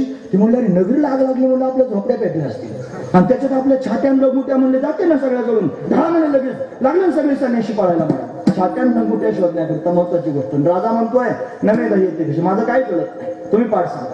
थोड्या वेळाने सेवक आला. मला राजवाड्याला आग लागली. याज्ञवल्क्याने परत विचारलं, राजा मला नमे दह्यते कशानं, माझं काय जळत नाही. राजा समोरच्या खांबाला आग लागली. तो मला नमे दह्यते कशानं. राजा तुझ्या सिंहासनाला आग लागली. म्हणे माझं काही जळत नाही, नमे दह्यते कशानं. राजा तुझ्या पायाला आग लागली. म्हणे नमे दह्यते कशानं. पायाला आग लागली तरी मला माझं काय जळत नाही. याचा अर्थ मी शरीर नाही, मी आत्मा आहे. नैनं छिंदन्ति शस्त्राणि नैनं दहति पावका न चैनं क्लेदयन्ति आपो न शोषयति मारुता. याला म्हणायचं ब्रह्मज्ञान. हे खरं ब्रह्मज्ञान, हे बांधलेलं ब्रह्मज्ञान आहे महाराज. महत्वाची गोष्ट आहे. असा जनक राजा राज्य करतोय आणि त्याच्या दारात गेले. म्हणजे जा तुमच्या राजाला जाऊन सांगा मी शुक आलोय.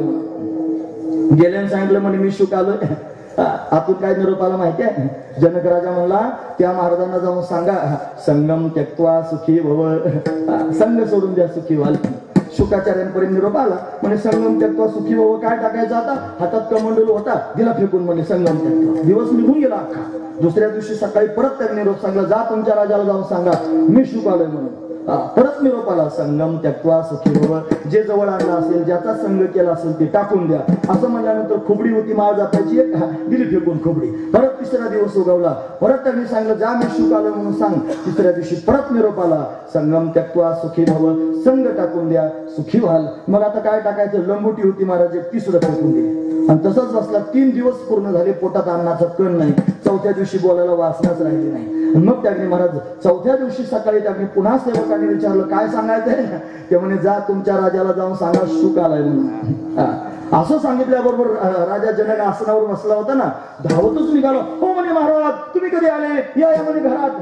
काय कौतुक करतो म्हणले राजा, 3 दिवसापासून उपाशी दारात बसलो, कधी आला तर कसे काय आले? फलानंद म्हणे 3 दिवसापासून अन्नाचं कण नाही, तुझ्या दारात बसलो, संगम त्यक्त्वा सुखी व्हावं म्हणे. 3 दिवस काय म्हणत होता सांग?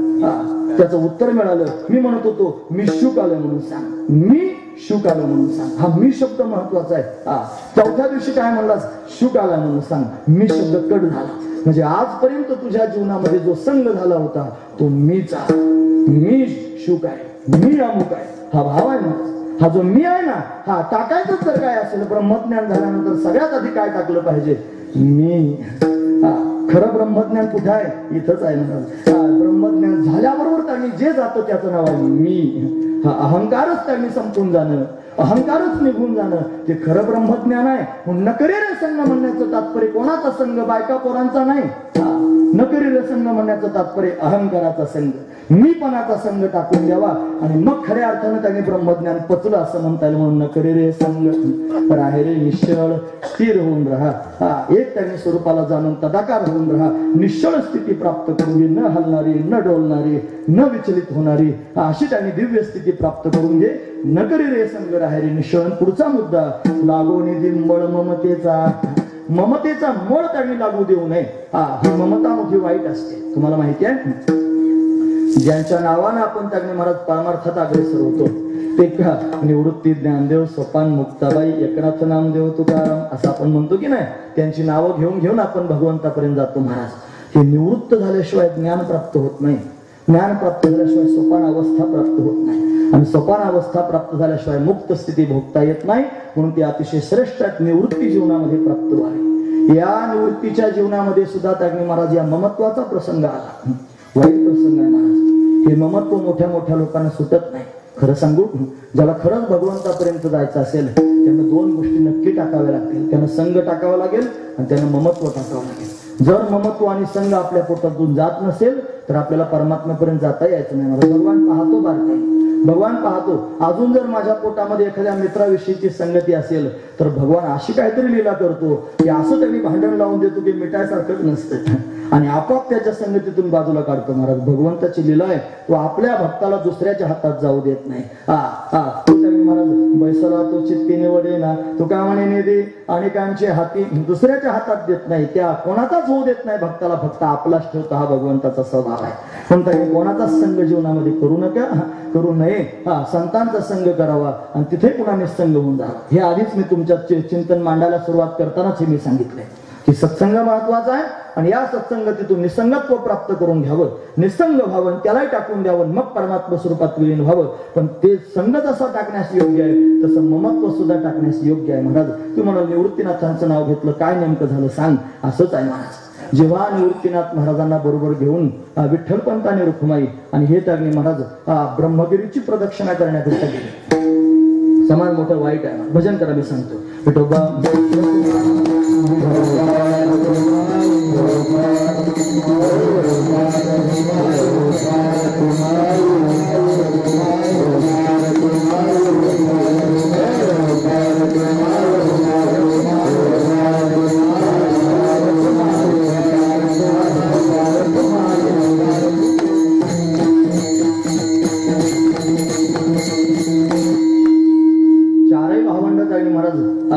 प्रगट झाले, अवतार धारण करून आले महाराज. त्यांचा अवतार आहे. कसा काय अवतार झाला? विठ्ठल पंतांच्या जन्मपत्रिकेमध्ये संततीचा योगच नव्हता म्हणजे या जन्मात. महत्वाची गोष्ट आहे. मग आता लग्न तर झालं रुक्माई बरोबर, तर तिचं खरं नाव होतं मीनाक्षी. आळंदीमध्ये राहणारं त्यांनी गोविंद पंत आणि मीराबाई त्यांच्या घरी जन्माला आलेली ही त्यांनी महाराज मीनाक्षी. या मीनाक्षीचं भाग्य त्याने मोठं विलक्षण होतं. तिला महात्मा भेटणार होता जीवनामध्ये. विठ्ठलपंत महापुरुष आहेत, मला सामान्य नाही. आणि या विठ्ठलपंतांच्या जीवनामध्ये त्यांच्या पत्रिकेत असा योग होता की यांना या जन्मामध्ये संतती प्राप्त होणार. कर्मधर्म संयोगाने त्यांचं लग्न झालं. सगळं चरित्र सांगण्याकरिता माझ्याकडे वेळ त्याने नाही, पण आठवण करून मात्र मी त्याने पुढे जातोय. लक्षपूर्वक ऐका. दोघांचा विवाह झाला. विवाह झाल्यानंतर त्याने महाराज त्यांनी परवानगी दिली म्हणजे रामेश्वराची यात्रा करून या. रामेश्वराची यात्रा करून परत आले आणि आल्यानंतर त्यांनी महाराज ते आपेगावला राहण्याकरिता गेले. आपेगावला गेल्यानंतर विठ्ठलपंतांच्या आई वडिलांना फार गोविंद पंत आदी करून त्यांची नावं त्यांना फार समाधान त्यांनी वाटलं. आणि मग त्यांनी एकमेकाला भेटले. साडीचोळी एकमेकाला आहेर म्हणून त्यांनी दिला. मग विठ्ठलपंत आणि रुक्माई तिथे त्यांनी राहू लागले.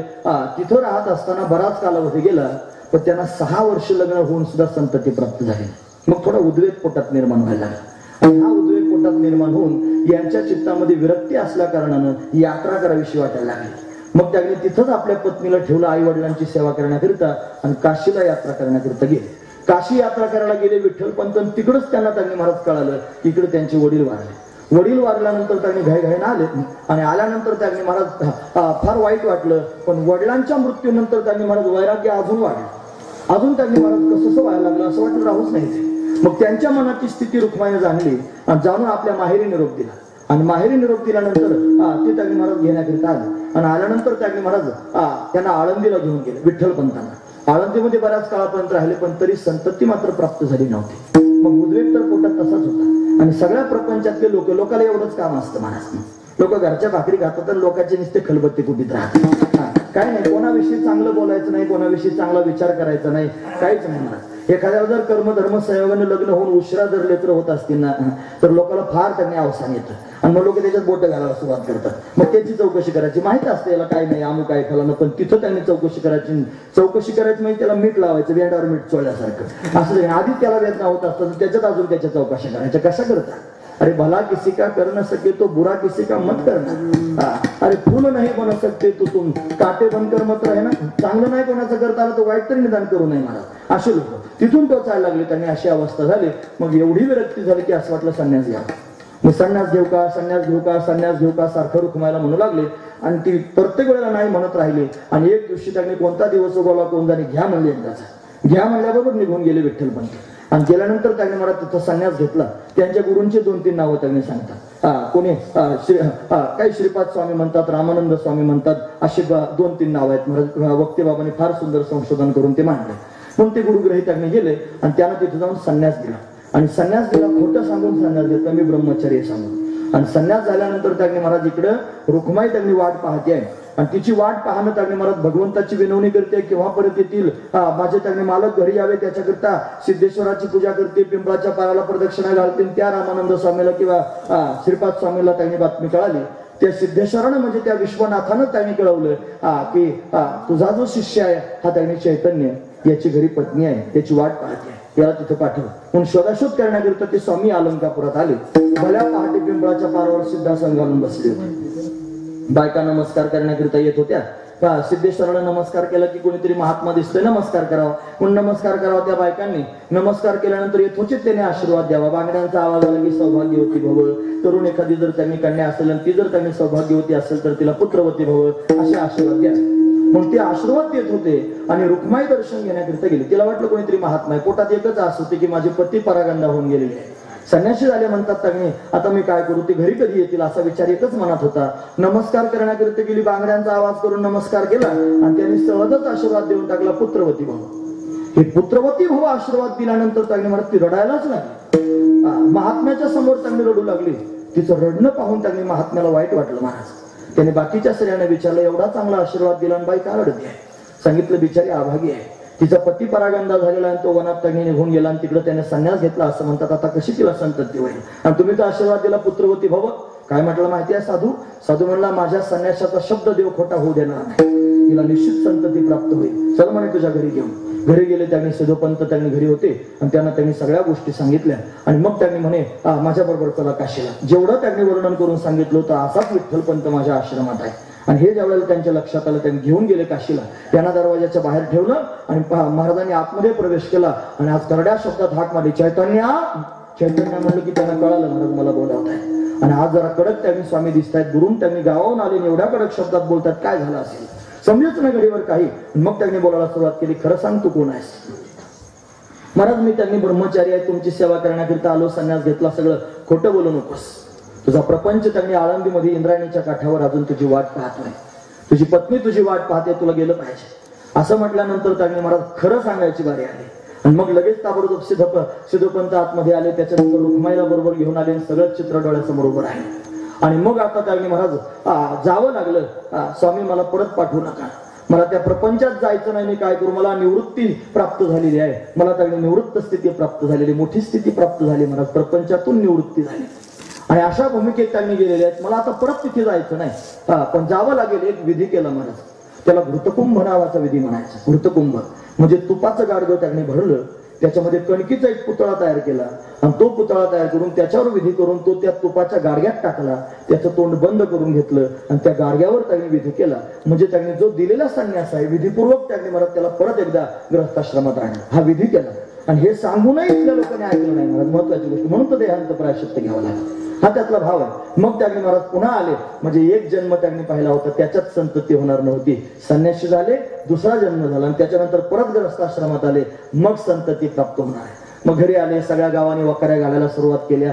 फार वाईट वाईट लोक बोलायला लागले, म्हणजे संन्यासी झाला आणि कशाला झाला आणि काय गरज होती, आमकं झालं. आणि त्यांनी सगळं बोलायला सुरुवात केली. घरी आले.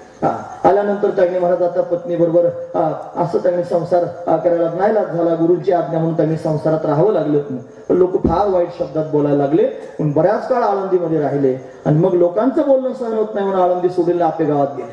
आणि आपेगावात गेल्यानंतर चांगले दिवस आले महाराज. वयाच्या 55व्या वर्षी त्यांनी महाराज पहिला मुलगा झाला. एवढं त्यांनी त्यांच्या चरित्रात असं लिहिलेलं आहे. म्हणून तर त्यांनी महाराज गर्भधारणा झाली रुक्माईला. आनंद झाला आणि दुःख झालं महाराज. आनंद झाला याचा की संतती प्राप्त होणार आहे, आणि दुःख झालं याचं की हे सगळे लोक आपल्याला संन्यासी म्हणतात आणि आपल्याला लेकर झाल्यावर त्यांचा स्वीकार करतील की पाल पोटात आधीच चुकली होती. महत्वाची गोष्ट आहे. आणि यथाकाल पुत्र प्राप्त झाला, त्याचं नाव ठेवलं निवृत्ती. कारण संसारातून निवृत्त झाल्यानंतर झालेला मुलगा होता म्हणून त्याचं नाव निवृत्ती ठेवलं. दुसरा मुलगा झाला, त्याचं नाव ठेवलं ज्ञानदेव. मग सोपान काका प्रगट झाले, मग मुक्ताई प्रगट झाले. संत कथेमध्ये हे लांबलचक त्यागणे. आता मला तारखा वार ते नावं सगळे ध्यानात नाहीत ना. महाराजांनी ऐन वेळेला मला सांगितलं की तुम्ही निवृत्तीनाथांचं थोडंसं सांगा. मलाही समाधान वाटतं. निवृत्तीनाथांचं नाही सांगायचं, मग कोणाचं सांगायचं? मला ते आपल्या संप्रदायाचा पाया आहे, तो आपण त्याकडे आधी पाहायला पाहिजे. आधी पायाच पाहायला पाहिजे, मग कळसं बघत राहिले पाहिजे. पण पाया आधी कळायला पाहिजे ना. असे निवृत्तीनाथ महाराज प्रगट झाले. त्यांच्या बाललीला त्याच्यात वर्णन करून सांगितलं. अतिशय दैदिप्यमान असणारी ही संतती. पण लोकांनी त्यांचा स्वीकार केला नाही महाराज. संन्याशाची पोरं म्हणून भरभरून लोक त्रास द्यायला लागले. लोक स्वीकारत नाहीत. आता काय करायचं म्हणून पैठणच्या धर्मपीठात गेले, पोरांना जातीत घ्या म्हणायला लागले, पण घेणार नाही म्हणाले. मग आता काय करावं? एवढा उद्वेग पोटात निर्माण झाला. म्हणून विचार मनामध्ये केला की आता आपण थोडं वातावरण बदलूया आणि कुठेतरी दुसरीकडे जाऊया. मग कुठे जायचं? म्हणजे त्र्यंबकेश्वराला जाऊ आणि त्र्यंबकेश्वराच्या सानिध्यात राहू. मग गेले तिथे आणि भावंडांना बरोबर घेऊन गेले विठ्ठलपंताने रुक्माई. आणि भल्या पहाटे जागा व्हावं आणि ब्रह्मगिरीची प्रदक्षिणा करावी. बऱ्याच काळापर्यंत प्रदक्षिणा सुरू राहिली. आणि एक दिवस असा आला महाराज की प्रदक्षिणा सुरू असताना त्यांनी पहाटेच अंधार त्यांनी आहे, अजून पूर्ण उजाडलेलं नाही, अशा अवस्थेमध्ये एक व्याघ्र गर्जना ऐकू आली महाराज. ती ऐकू आल्याबरोबर त्यांनी महाराज सगळेजण घाबरले. घाबरल्याबरोबर विठ्ठलपंतांनी रुक्माईने त्यांनी लेकरांना हृदयाला लावलं. सोपान काका मुक्ताई त्यांनी महाराज आईला त्यांनी बिलगलेले आहेत. ज्ञानोबर आहे त्यांनी महाराज विठ्ठलपंतांच्या बरोबर थांबलेले आहेत. आणि निवृत्ती मोठा झाला होता. हा मोठा झालेला निवृत्ती आता स्वयंपूर्ण आहे, त्याला कोणाला बिलगावं असं वाटलं नाही. हा एकटाच त्यांनी महाराज दूर थांबला. आणि शापद आलेला आहे. हे केव्हा त्यांनी आक्रमण केले सांगता येत नाही. विठ्ठलपंतांनी पोरांना सांगितलं कोणी कोणाशी काही बोलू नका, शांत आहे का, झाडाखाली लपून बसा, असं त्यांनी सांगून टाकलं. महाराज सगळेजण त्यांनी दबी धरून बसले. ते शापद आलेले. धप धप धप त्याच्या पायाचा आवाज येतोय. आणि ते सर्वांना कळालं वाघ जवळ आलेला आहे. मोठाच्या मोठा त्यांनी असणारा वाघ सर्वांनी जवळ येताना पाहिला सुद्धा, पण यांना मात्र वाघाने पाहिलं नाही. तो वाघ त्यांच्या समोरून त्यांनी अशा पद्धतीने निघून गेला. आणि वाघ दूरपर्यंत जाण्याचे त्याच्या पावलांचे त्यांनी महाराज आवाज येत होते. वाघ निघून गेल्यानंतर त्यांनी आता विठ्ठलपंत पुन्हा हाका मारू लागले. ज्ञाना, सोपाना, मुक्ते असं त्यांनी बोलायला सुरुवात केली. आणि मग त्यांनी महाराज निवृत्ती म्हणून हाक मारायला सुरुवात केली. ज्ञानोबा आहे, सोपान काका, मुक्ताई त्यांनी महाराज ओ देत आहेत, पण ओ देत नाही त्याचं नाव आहे निवृत्ती. हा निवृत्ती कुठे दिसत नाही. कुठे गेला निवृत्ती? निवृत्ती निवृत्ती म्हणून हाक मारायला सुरुवात केली. निवृत्ती कुठे दिसेच ना, कुठे सापडेच ना निवृत्ती. शोधाशोध सुरू झाली. तिने त्यांनी महाराज भावंड हाका मारतात, दादा निवृत्ती, दादा निवृत्ती, दादा कुठे आहेस तू म्हणून हाका मारायला सुरुवात केली. पण आता निवृत्ती सापडत नाही. फिरू लागले. त्या जंगलात त्यांनी फिरतात. जो माणूस सापडेल त्याला म्हणतात का हो, मोठा मुलगा होता 11 वर्षाचा. आताच त्यांनी तिथून त्यांनी एक शापत गेलेला आहे, तुम्ही काही माझ्या मुलाला पाहिलं का? कोणी माझा निवृत्ती पाहिला का? आई म्हणते आहे महाराज व्याकुळ होऊन. रुक्माई त्यांनी व्याकुळ होऊन विनंती करते, माझा निवृत्ती पाहिला का? कशी अवस्था झाली असेल. 10-11 वर्षाचं पोरग त्यांनी एकाएकी दिसेन असं झालं. आणि तेवढ्यात चमत्कार झाला होता. वाघही आला होता. कोणाच्या मनात येणार नाही, वैरी चिंतित नाही असं मन माणसाचं चिंतित राहतं. असं वाटलं वाघानंच पोरग नेलं. तपश्चर्या त्यांनी महाराज त्यांची जीवनामध्ये घडती आहे. तर ती प्रदक्षिणा त्यांनी महाराज ब्रह्मगिरीची करतायत. देवाला विनवणी करू लागले, देवा अरे लेकरू त्यांनी माझं हरवलं, काय करायचं? 3 महिने वाट पाहत होते, सापडलंच नाही. शेवटी हातात झाले आणि विचारच सोडला. असं वाटलं गेला निवृत्ती. तो निवृत्ती वाघानं नेला असं सर्वांना वाटू लागलं. पण पुढे काय घडलं ते ऐका. 3 महिन्यानंतर निवृत्तीनाथ महाराज परत आले. आणि आल्यानंतर त्यांनी महाराज आई वडिलांना दिसले. फार समाधान वाटलं. महाराज माझा निवृत्ती आला, माझा निवृत्ती आला. रुक्माईनं रडायला लावलं. आला मला घेऊ लागली. त्याच्या मस्तकावर हात फिरू लागली. माझा निवृत्ती आला, याला सांगते निवृत्ती आला, त्याला सांगते निवृत्ती आला. छोटीशी मुक्ताई होती ना, चुनचुनीत. काय रे निवृत्ती दादा, कुठे गेला होतास? एवढे दिवस त्यांनी गेलास, काही तुझी खबर नाही, काही बातमी नाही, आम्हाला न सांगताच निघून गेलास, कुठे गेला होतास सांग. मग खरं सांगायला सुरुवात केली. खरं सांगू म्हटले, तो जो वाघ आला होता ना, तो वाघ नव्हता. मग ते श्री गुरु गहिनीनाथ महाराज होते. आणि ते स्वतःच आले होते वाघाच्या रूपात. ते त्यांनी प्रत्यक्ष प्रगट झाले आणि माझ्या हाताला धरून त्यांच्या बरोबर घेऊन गेले. कुठे? गहिनीनाथ गुफा आहे महाराज वरती. त्र्यंबकेश्वरला जर तुम्ही गेलात तर तिथे घेऊन गेले. आणि तिथं गेल्यानंतर त्यांनी मला नेऊन बसवलं. मग काय केलं रे म्हणे? मग म्हणे मला त्यांनी उपदेश केला, मला ज्ञान सांगितलं. कणाकणात परमात्मा व्याप्त आहे. सच्चिदानंद परमात्मा त्यांनी त्याचं स्वरूप आहे. तोच परमात्मा अनेक अवतार धारण करून भक्तांच्या समोर प्रगट होत असतो. तो कृष्ण रूपानं प्रगट होतो. कुळ हे पावन कृष्ण नामी असं आपण म्हणतो की नाही महाराज. सगळ्या प्रकारचा बोध प्राप्त झाला. निवृत्तीला त्यांनी बोध प्राप्त झाला. मग त्यांनी कालांतरानं बऱ्याच लोकांनी बऱ्याच प्रकारचा त्रास दिला. आणि मग त्यांनी महाराज पुन्हा पुन्हा धर्मसभेच्या समोर चक्रा मारल्या. धर्मसभेने निर्णय दिला, जर लेकरं जातीत घ्यायचे असतील तर तुम्हाला देहांत प्रायश्चित्त घ्यावं लागेल. मग देहांत प्रायश्चित्त घ्यायचंय ही बातमी कळाल्यानंतर त्यांनी काल रात्रीच्या कीर्तनात आमचं हे झालं होतं. बरं एवढं सगळं नव्हतं झालं, पण तिथं त्यांनी काय अभंग होता, आजी संसार सुफळ झाला की माय देखील पाय विठोबाचे, हे सांगत असताना ते त्याच्यात आलं होतं महाराज. महत्वाची गोष्ट आहे, ज्या वेळेला देहांत प्रायश्चित्त घ्यायचा निर्णय झाला, तो निर्णय त्यांनी महाराज झाल्यानंतर विचार केला की आता 4 चिमुरड्यांना सोडून निघून जायचंय. एकाएकी जर आपण गेलो तर यांनी जगायचं कसं? महत्वाची गोष्ट आहे. म्हणून त्या मुलांवर आपण संस्कार करायचे. म्हणून विठ्ठलपंतांनी त्यांनी महाराज संस्काराचं बीज त्यांच्या अंतःकरणात पेरलं. त्यांना व्यापक असणाऱ्या बोधावर त्यांनी अशा पद्धतीने आरूढ होण्याकरिता भगवंताचं प्रेम त्यांनी सांगितलं, ज्ञान सांगितलं. आता मुलं सज्ज झाली आहेत अशी जाणीव झाली. आणि मग त्यांनी महाराज बऱ्याच कालानंतर त्यांनी देहांत प्रायश्चित्त घेण्याकरिता गेले. जेव्हा मुलांना जाणीव झाली की आता त्यांनी सर्वत्र सच्चिदानंद घन परमात्माच व्याप्त आहे आणि तो परमात्मा कृष्ण रूपानं प्रगट होऊन भक्तांना सांभाळतो, तो सर्वांचा विसावा आहे, हे ज्या वेळेला भगवंतावर विसंबले हे त्यांना कळालं, तेव्हा आता निघाले. आता यांना आपली गरज नाही, हे भगवंताचे चिंतन करण्यामध्ये सक्षम झालेले आहे. आणि मग जाण्याकरिता निघाले महाराज. आणि जात असताना त्यांनी अंतःकरणामध्ये भाव आहे. आता यांना समजून सांगायचं. निवृत्तीला जवळ घेतला आईनं आणि जवळ घेऊन निवृत्तीला सांगितलं, निवृत्ती तू थोरला आहेस, ज्ञान अजून लहान आहे, सोपाना मुक्ती तर लहानच आहे. मुक्ती त्यांनी मोठी चुनचुनीत आहे, ज्ञान गंभीर स्वभावाचा आहे. त्याला जर कोणी काही वाईट बोललं तर मनाला लावून घेईल रे. त्याला जर फार त्याने त्रास होऊ लागला तर तू आईचं प्रेम त्याला दे बरं. माझ्या या चिमुरड्यांच्या डोळ्यामध्ये कधी पाणी आलेलं पाहू नकोस निवृत्ती, असं त्याने महाराज आई सांगू लागली. निवृत्तीनाथाला तू थोरला आहेस, तुला सगळं कळत आहे, म्हणून तू या बाळांना फार प्रेम दे. फार जर कष्टी झाले, फार दुःखी झाले तर त्यांना पंखाखाली घे आणि पंखाखाली घेऊन भरभरून प्रेम त्यांना दे. आमची कधी आठवण होऊ देऊ नकोस.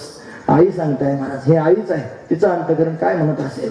माझा स्वप्न असा गंभीर आहे की त्याला जर कोणी काही बोललं तर एक शब्द सुद्धा कोणाला काही बोलणार नाही. मुक्ती जरा चुनचुनीत बोलणारी आहे. ही मुक्ती त्यांनी कोणाचं काही सहन करून घेणार नाही. मग तिच्या त्या बोलण्याला थोडासा आळा तू घालत जा, वेळोवेळी तिला उपदेश करत जा. असे त्यांनी महाराज अनेक प्रकारचे उपदेश आई वडिलांनी मुलांना दिले. आणि जाण्याकरिता निघाले.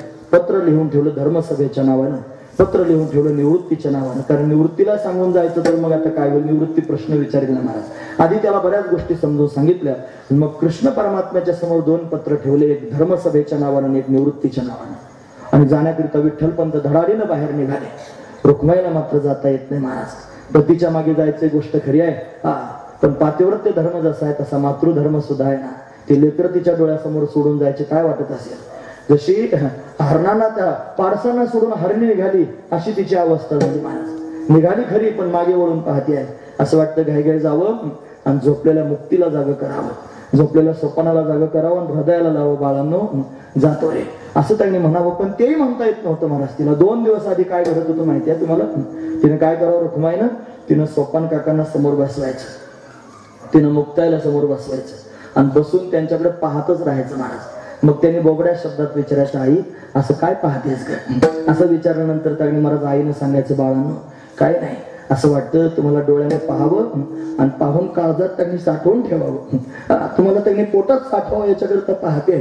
तिला म्हणता येत नव्हतं की बाळांनो उद्या तुम्हाला मला परत पाहता यायचं नाही, मी तुम्हाला सोडून निघालेले आहे. हे तिला बोलता येत नव्हतं. मला तिच्या पोटातली भावना आहे. म्हणून लेकरांना पाहून जीव त्यांनी कास्तवीस होऊ लागला. व्याकुळ झाली महाराज आणि जाण्याकरिता निघाली. पांडुरंगाच्या समोर गेली. म्हणे देवा अरे तुझ्याकडे काय मागितलं होतं सांग. एक दगडा मातीचं घर असावं, दारात तुळशी वृंदान असावं, 4 चिमुरडी घरात असावं, याच्यापेक्षा काय मागितलं होतं आणि काय माझ्या वाट्याला आलं. पण ऐक देवा आता माझे 4 चिमुरडे तुझ्या जीवावर सोडून चालले, तू त्यांना सांभाळ असं म्हणू लागली महाराज. आणि जाण्याकरिता निघाली. पायातले जोडवे वाजू नयेत म्हणून हातात काढून घेतले. हे जर वाजले मुक्ता जर जागी झाली तर विचारील आई कुठे चाललीस का. मग काय सांगेल मी तिला. म्हणून त्यांनी निमूटपणे घराच्या बाहेर गेले आणि धाय माखडून रडू लागली महाराज विठ्ठलपंतांच्या गळ्यात पडून. काय माझ्या वाट्याला आलं, मी काय असं पाप केलं होतं, माझ्या चिमुरड्यांना सोडून मी जाते आहे. आणि तिचा तो आकांत पाहून तिथे चमत्कार झाला आणि गहिनीनाथ महाराजांचं प्राकट्य झालं. आणि ते आल्यानंतर त्यांनी म्हणू लागले, रडू नका, हे विधीचं विधान आहे, हे घडणारच आहे, हे सामान्य लेकर नाहीत. त्यांनी सांगितलं प्रत्यक्ष महादेव आहे निवृत्ती, प्रत्यक्ष महाविष्णू आहे ज्ञाना, ब्रह्मदेव आहे सोपान आणि ती आदिशक्ती त्यांनी प्रत्यक्ष प्रगट झाली मुक्ता. हे सामान्य लेकर नाही. म्हणून त्यांनी तुम्ही सांभाळल्याने सांभाळले जातील असं नाही, अरे स्वतः स्वयंपूर्ण आहेत, त्यांची चिंता करू नका असं ज्या वेळेला सांगितलं. आणि त्यावेळेला त्यांनी महाराज समाधान वाटलं. देहांत प्रायश्चित्त घेण्याकरिता निघून गेले. मग गहिनीनाथ महाराजांनी पर्णकुटीत प्रवेश केला. दुसऱ्या दिवशी सकाळी जागे झाले. आई कुठे आहे, बाबा कुठे, शोधायला लागले. मग निवृत्ती गहिनीनाथ महाराज भेटले. त्यांनी सावरलं आणि निवृत्तीला साधना करण्याकरिता प्रवृत्त केलं. ज्यावेळी ते देहांत प्रायश्चित्त घेण्याकरिता गेले त्यावेळेला निवृत्ती ध्यानस्थ बसलेला होता. आणि ध्यानस्थ बसलेल्या अवस्थेमध्ये त्यांनी महाराज निवृत्तीला तो प्रसंग प्रत्यक्ष पाहायला मिळाला. विठ्ठलपंत आणि रुक्माईने एकमेकाचे हात आपल्या हातात घेतलेले आहेत, उंच कड्यावर उभे आहेत. त्रिवेणी संगमात जाऊन स्वतःचे देह समर्पित केले. त्रिवेणी संगमात जर स्वतःचे देह समर्पित केले तर आत्महत्येचं पाप लागत नाही. म्हणून त्रिवेणी संगमात गेले, एकमेकाचे हात हातात घेतले. ओम गंगाय स्वाहा असं म्हणून त्यांनी उडी मारली. स्वतःला त्यांनी गंगेच्या स्वाधीन करून दिलं आणि स्वतःचे त्या शरीर गंगेमध्ये सोडून दिले. मला देहांत प्रायश्चित्त घेतलं. हे प्रत्यक्ष निवृत्तीला पाहायला मिळालं. ध्यानस्थ बसलेलं असताना पाहायला मिळाल्याबरोबर खार डोळे उघडले आणि डोळे उघडल्याबरोबर हुंदके देऊन निवृत्ती रडू लागला. त्याचं ते रडणं त्यांनी सुरू झालं. त्यावेळेला गहिनीनाथ महाराज समोर होते. एका शब्दात बोलायला सुरुवात केली, निवृत्ती जे पाहतोयस ते खरं आहे आणि हे त्यांनी मला होणारच होतं. म्हणून ते आता देहांत प्रायश्चित्त घेण्याकरिता गेले आणि त्यांनी देहांत प्रायश्चित्त सुद्धा त्यांनी घेतलेला आहे. फक्त तुझ्या अंतकरणात त्यांच्याविषयीची ममता असेल तर काढून टाक. जर ममता तुझ्या अंतकरणात त्यांच्याविषयीची शिल्लक राहील तर तुझं ब्रह्मज्ञान सिद्ध होणार नाही. म्हणून ब्रह्मज्ञान जर तुला सिद्ध करायचं असेल तर ममतेपासून तुला दूर व्हावं लागेल. म्हणजे एक दिवस सगळ्यांना सोडावं लागेल. म्हणून त्या कवनाचे मायबाप कवनाचे गणगोत मृग जळवत जाईल रे हा संदेश देणारे मौलिक ज्ञानोबर आहेत. याच्याकरताच संदेश दिला की खरं तर ब्रह्मस्वरूपापर्यंत जायचं असेल तर याच्या कोणातच अडकू नका. कोणी कोणाची शिल्लक नाही. पण कवनाचे मायबाप कवनाचे गणगोत कोणी कोणाचे नाही, त्यांच्यामध्ये आपलं ममत्व अडकता कामा नाही. जर यांच्यात त्यांनी ममत्व तुमचं अडकलं तर तुम्ही ब्रह्म स्थितीवर प्राप्त आरूढ होणार नाहीत. हे त्यांना स्पष्ट रीतीनं त्यांनी गहिनीनाथांनी निवृत्तीनाथांना समजून सांगितलं. म्हणजे त्यांनी मला संग तर टाकून देण्यास योग्यच आहे पण ममत्व सुद्धा टाकण्यास योग्य आहे. खरं ब्रह्मज्ञान जर काय असेल तर नकरी रे संग, राहे रे निश्चळ आणि लागून ती मळ ममतेचा, हे निवृत्तीनाथांना सुद्धा श्री गुरूंच्या माध्यमातून शिकायला मिळालं. पण आपल्याला जर खरं ब्रह्मज्ञान प्राप्त करून घ्यायचं असेल तर ते खरं ब्रह्मज्ञान हे आहे. पण ब्रह्मज्ञान फक्त बोलण्यानं सिद्ध होतं असं नाही, ब्रह्मज्ञान अनुभवानं सिद्ध होत असतं, हे लक्षात घेण्यासारखं आहे. पण खरं ब्रह्मज्ञान अभंगाच्या दुसऱ्या चरणातून या द्वैत ब्रह्मज्ञान या द्वैत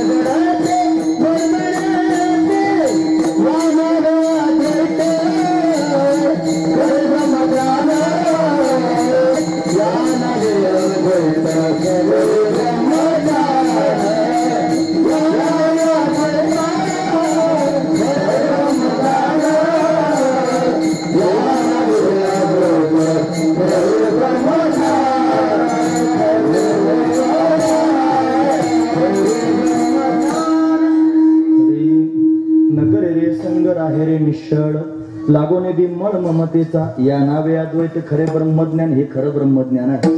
हा अनुभव जोपर्यंत जीवनात येत नाही, तुम्ही ऐकतात ना सर्वजण, असं सांगायला लागलं की कीर्तनात बसल्या बसल्या आपले पानं तपाशीत जायचे, आपल्या वह्या चांगल्या तपासून घ्यायच्या. महाराज पक्का ऐका माझं मी काय म्हणतो ते. जर आपल्या जीवनामध्ये अजून संग सुटला नसेल, जर आपल्या जीवनामध्ये अजून ममत्व सुटलं नसेल आणि आपण जर त्यांनी ब्रह्मज्ञान सांगत असलो तर आपलं ब्रह्मज्ञान खरं नाही. महाराज ज्या अर्थी खरे ब्रह्मज्ञान शब्द वापरला त्या अर्थी खोटं ब्रह्मज्ञान पण असलं पाहिजे.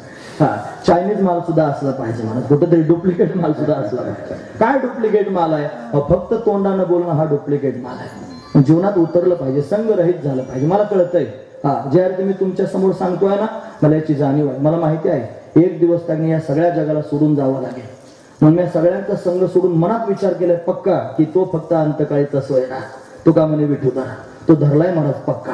हा, म्हणून त्यांनी बाकीचे सगळे लोक आक्रमण करतात, संगती आक्रमण करते महाराज. ती कोणत्या रीतीनं तरी सांगता येत नाही. सावधान, सावध झालं पाहिजे. सगळ्यांकरताच महत्वाचं आहे महाराज. पण ज्यानं त्यांनी मला सर्व संघ सोडून त्याचं चिंतन करायला सुरुवात केली त्याच्याकरता जास्त महत्वाचं आहे.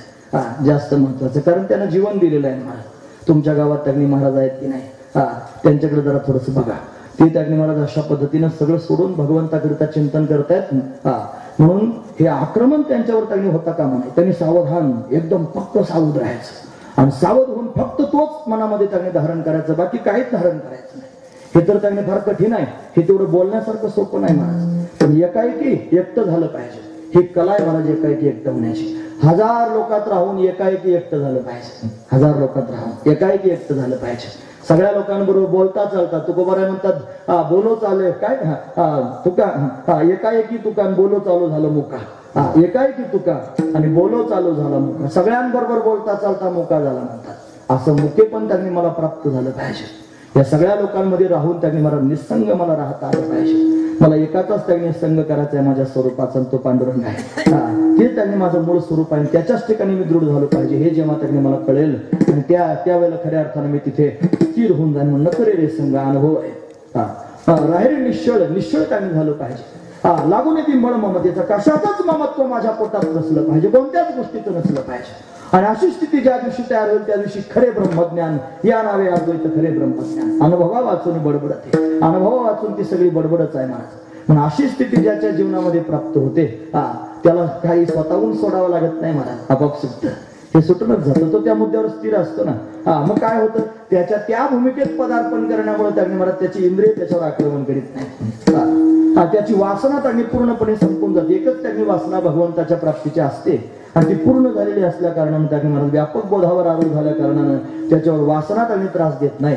इंद्रिय त्यांनी कोणत्या प्रकारचा उपद्रव त्याला अशा पद्धतीने करत नाही, का तर त्याचा विजय त्यांनी प्राप्त झालेला असतो. इंद्रियांचा जय, वासनेचा क्षय आणि संकल्पाहीवरी नयमन, मन संकल्पावर त्यांनी येत नाही अशी अवस्था निर्माण होते. पण केव्हा, जेव्हा खरं ब्रह्मज्ञान प्राप्त होतं तेव्हा.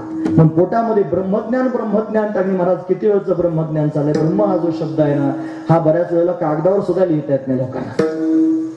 म्हणजे ह ला म लावायचं का म ला ह लावायचं हेच कळत नाही. आता गुरुजी लोक आहेत, त्यांना विचार, आता ते गुरुजींकडून शिकलं पाहिजे. म्हणून त्यांनी महाराज ब्रह्म म्हणत असताना कसं लिहायचं हे सुद्धा त्यांनी सहजासहजी कळत नाही, ते शिकावं लागतं महाराज शिक्षकांकडून. म्हणून त्यांनी ब्रह्म प्राप्त होणं आणि त्याच्यामध्ये आता प्राप्त होण्याकरिता ते प्राप्ताची प्राप्ती ती करते ते सांगायला लागलं की परत लोक झोपतील महाराज. मला ते सांगायचं म्हणून त्यांनी आहेच ते फक्त जाणायची गोष्ट आहे, महत्वाची गोष्ट आहे.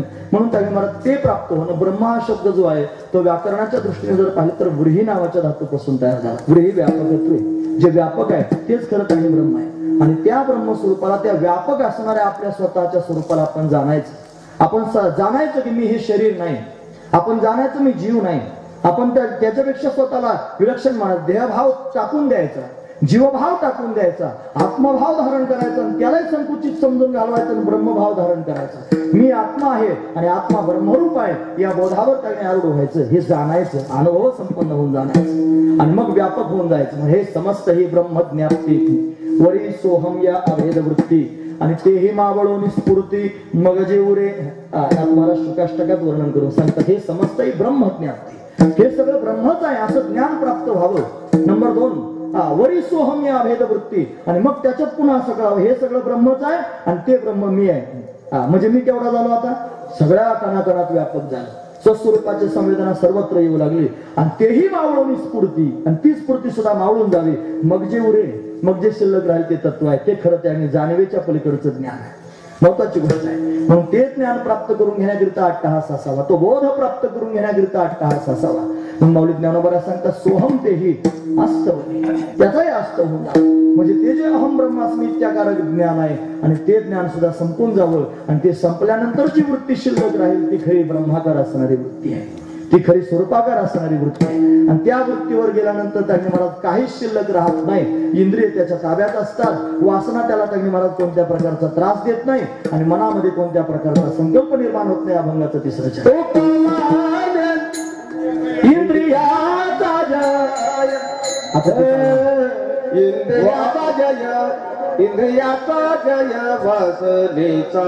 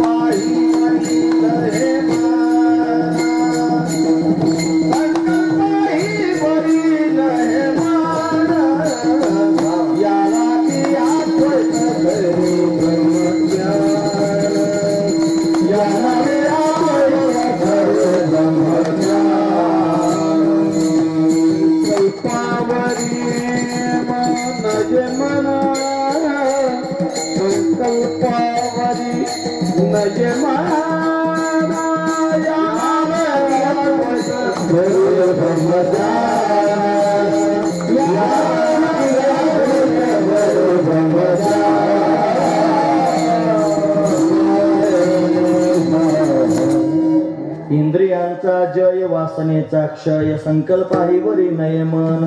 ज्या दिवशी त्या तत्वस्थ बोधाचा स्पर्श होतो त्या दिवशी इंद्रियांचा आपोआपच जय होतो. महाराज 2 प्रकारचे लोक मला माहिती आहे आता 11 वाजत आलेले आहे, मी थांबणारच आहे, मला त्याची जाणीव आहे, कारण मी आधी बडबड करून आलो, मी जास्त दमलेलो आहे. म्हणून कोणी चिंता करू नका, थांबतोच मी आता 2-5 मिनिटांमध्ये, लक्षपूर्वक ऐका फक्त. म्हणून महत्वाची गोष्ट इंद्रिय आवरणं फार कठीण गोष्ट आहे महाराज. सर्वांना सहजासहजी आवडता येत नाही. एका ठिकाणी म्हणतात इंद्रियांचे धनी आम्ही झालो गोसावी, आणि एका ठिकाणी म्हणतात इंद्रियांची दिने आम्ही केलो नारायण. मग इंद्रियांची दिने पण जगात आहेत आणि इंद्रियांचे धनी पण जगात आहेत महाराज. दिने आहेत ती त्याने महाराज इंद्रियांचं ऐकतात आणि इंद्रिय म्हणतील तसं वागत राहतात, हे दिन आहे. आणि धनी आहेत ते त्याने महाराज त्यांचं इंद्रिय ऐकतात, ही महत्वाची गोष्ट आहे. मोठी सभा होती, त्याने मंत्री येणार होते, एक डाकू आला लागला दगडफेक करायला. लगेच पोलीस सरसावले की त्याला धरला. 4 पोलिसांनी धरला आणि धरून सगळ्या लोकांच्या समोर नेला महाराज डाकू. पुढे 2 पोलीस, मागे 2 पोलीस, सगळे लोक पाहतात आणि नेला धरून. थोड्या वेळाने मंत्री आले, परत 4 पोलीस गेले. पुढे 2 पोलीस, मागे 2 पोलीस, मध्ये मंत्री. आता दिसायला सारखंच होतं की नाही ते. तो चोर होता डाकू.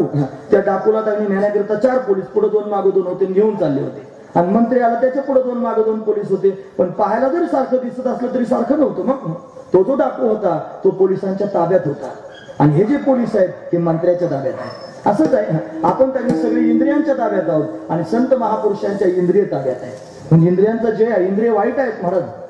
म्हणून त्यांनी मात्रा शस्त्रा द्वैत्रा नभविक्ता सन भवेत बलवान इंद्रिय ग्राम विद्वांसामापी कर्षती. विद्वानाला सुद्धा इंद्रिय आकृष्ट करून घेतात. म्हणून तर त्यांनी महाराज उदाहरणच आहे हे. त्यांनी महाराज श्लोक पाहिला आणि जैमिनी ऋषी होते, व्यासांचे शिष्य ते म्हणले का हे त्यांनी महाराज विद्वानाला आकृष्ट करून घेतात म्हणतात. जरा बरं वाटलं नाही. विद्वानाला कसे काय आकृष्ट करून घेतील? ते म्हणले मग काय करायचं? ते म्हणले तिथं आपी कर्षती लिहिलं ना, नापी कर्षती लिहा म्हणजे करा, तुम्हाला काय करायचं केलं नापी कर्षती. व्यासाने परीक्षा घ्यायचं ठरवलं की जैमिनी ऋषी होते ना, ज्या पर्णकुटीत राहत होते त्याच्याजवळच पाऊस पडला. नेमकं काही ठिकाणीच पडतो मला पाऊस, कुठं कुठं पडतच नाही. असं लागला पडायला. हे गेले त्यांनी सुंदर स्त्रीचं रूप धारण करून याने खिडकीतूनच पाहिली महाराज ती. आणि ती अग्नी महाराज पावसात भिजत होती. तिचं सौंदर्य पाहून जयमिनी घाबरला ना महाराज. त्याला त्यांनी बावळ्यासारखं झालं. तुम्हाला अरे भिजत पाण्यात भिजून आले, घाई घाई गेले, छत्री घेऊन म्हणले चला म्हणजे तुम्ही भिजू नका आमच्या हाती. म्हणले असं नाही, मी कोणाच्याही घरात घुसत नाही. म्हणजे मग मी जो माझ्याशी लग्न करीन त्याच्या घरात जाईल. आता एवढी सुंदर स्त्री पाहिली त्याने महाराज. मग काय करायचं? लग्न करायचं म्हणल्यावर करतो ना मला लग्न. लगेच लग्न करायला घरात आहे. आता म्हणे आताच करावं लगेच लग्न. म्हणे दारात ती पेटवली ती दोन्ही आणि त्या दोन्हीलाच वेडे मारायला ठरले. म्हणे आता माझ्याबरोबर सप्तपदी करा. म्हणजे तसं नाही, मला खांद्यावर घेऊन सप्तपदी करा. मग ती बाई त्यांनी खांद्यावर घेतली आणि सप्तपदी करायला सुरुवात केली. 1 येडा झाला, 2 येडे झाले, 3 झाले, 4थ्या येड्याला लांब लचक गाडी खाली लोंबली. आणि मग त्यांनी महाराज विचार करायला जन्म म्हणे गाडी कुठून आली? वर पाहायला लागलं तर व्यासदेवशीच होते म्हणा. त्याने माया रचली होती आणि ती सुंदर स्त्री होऊन आली होती. अरे म्हणे गुरुजी तुम्ही कधी आले? म्हणजे पहिल्या येड्यापासून मीच आहे. मीच आहे म्हणे पहिल्यापासून. फक्त तुम्ही मला एवढं सांग, खांद्यावर बसल्या बसल्याच विचारलं विद्वांस आपी कर्षती लिहायचं की नापी कर्षती लिहायचं? ते म्हणले की आपी कर्षतीच बरं आहे, तेवढंच राहू द्या. म्हणजे भाई इंद्रिय बलवान आहे, सहजासहजी सर्वांना आवडता येत नाही. इंद्रियांचा जय, ज्याला इंद्रियांचा जय प्राप्त करून घेता आला, खरं ब्रह्मज्ञान त्याला पचलं, महत्वाची गोष्ट आहे. वासनेचा क्षय, वासना मोठ्या मोठ्या लोकांना आवडता येत नाही. जडभरता राजा हरणी गर्भा गेला झाला, तो घातला वासनेने. वेळ माझ्याकडे सांगण्याकरिता नाही, आठवण फक्त करून दिली. जडभरतासारखा श्रेष्ठ असणारा राजा पण वासना शिल्लक राहिली तर त्याला तिथे हरण व्हावं लागलं. म्हणून त्यांनी महाराज वासना वाईट आहे ती त्यांनी घालवली पाहिजे. कोणाला त्यांनी महाराज सहजासहजी जात नाही. ज्याला खरं ब्रह्मज्ञान प्राप्त झालं त्याची वासना संपून जाते. म्हणून इंद्रियांचा जय, वासनेचा क्षय. आणि मन कोणत्या प्रकारचा संकल्प करीत नाही. संकल्प ही वळी नये मन. म्हणून त्यांनी हे सगळं सांगण्यासारखंच होतं, पण मला निवृत्तीनाथांचं चरित्र सांगायचं होतं ना, म्हणून थोडासा वाट वाकडी करून मी तिथपर्यंत त्यांनी तुमच्या समोर ते नेलं ममत्वापर्यंत. कारण मला एका क्षणात त्यांनी अभंग मी आधीच ठरवून आलो होतो मनातली मनात. आता तिथून उभं राहायचं मला अभंग ठरवायला नको का म्हणून ठरवून आलो मनातली मनात. मी पांडुरंगाच्या चरणावर डोकं ठेवून आता हा अभंग घेतो म्हणून सांगून आलो त्याला. मला आता काय काय बडबड करायचं तुला तू कर. पण ते म्हणजे चरित्र सांगा निवृत्तीनाथांचं गोड चरित्र आहे महाराज. मग आता कशात बसतो चरित्र? मग त्याच्यात ममत्व मला सापडलं. मला त्या चरित्राचा तो भाग माहिती आहे. गुरुजींनी सांगितलं याच्यात ममत्व ठेवू नकोस, मुक्त होऊन जा. हा त्यातला भाव आहे. एका क्षणात कळालं. म्हणून त्यांनी महाराज या सगळ्या गोष्टी आडव्या पडणाऱ्या आहेत.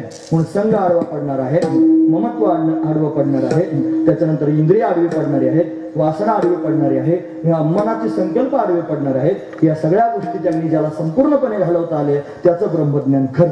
मग असं झाल्यानंतर काय होतं? ज्याला खरं ब्रह्मज्ञान जीवनात प्राप्त झालं त्याच्या अंतःकरणामध्ये आनंदच साठवला जातो आणि कोणत्याही प्रकारची जाणीव राहत नाही महाराज. जाणीव हा त्यांनी अतिकारण देह आहे. लक्षपूर्वक आहे का? एक सरळ गोष्ट सांगतो. म्हणजे त्याने महाराज स्थूल शरीर जर पाहिलं तर पंचीकृत पंचमहाभूतांच्या 25 तत्वांचं आहे. सूक्ष्म शरीर आणि अपंचीकृत पंचमहाभूतांच्या 17 तत्वांचं आहे. कारण शरीर अज्ञानाचं प्रतीक आहे. महाकारण म्हणजे अहम ब्रह्मास्मी इत्याकारक वृत्ती आहे. आणि अतिकारण शरीर म्हणजे मी ब्रह्म आहे. याच्यात त्याने महाराज मी संपून जावा, पण ब्रह्म असती ही जाणीव आहे. आणि जाणीव सुद्धा ज्या दिवशी जीवनातून निघून जाईल आणि फक्त आनंदच शिल्लक राहील, त्या दिवशी खरं ब्रह्मज्ञान झालं म्हणून समजायचं. मग तुका म्हणे नाही जाणीव अंतरा, जाणीवच शिल्लक राहत नाही. मग काय शिल्लक राहतं? फक्त आनंद शिल्लक राहतो. अभंगाचं शेवटचं तुका म्हणे नाही जाणीव अंतरा, तुका म्हणे नाही जाणीव अंतरा,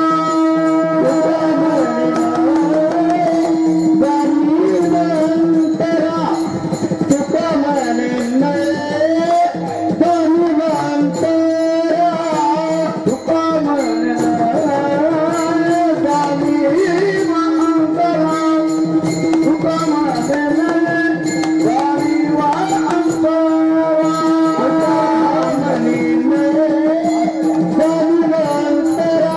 अंतरिया खरा आनंदाचा म्हणे नाही जाणीव अंतरा, अंतरिया खरा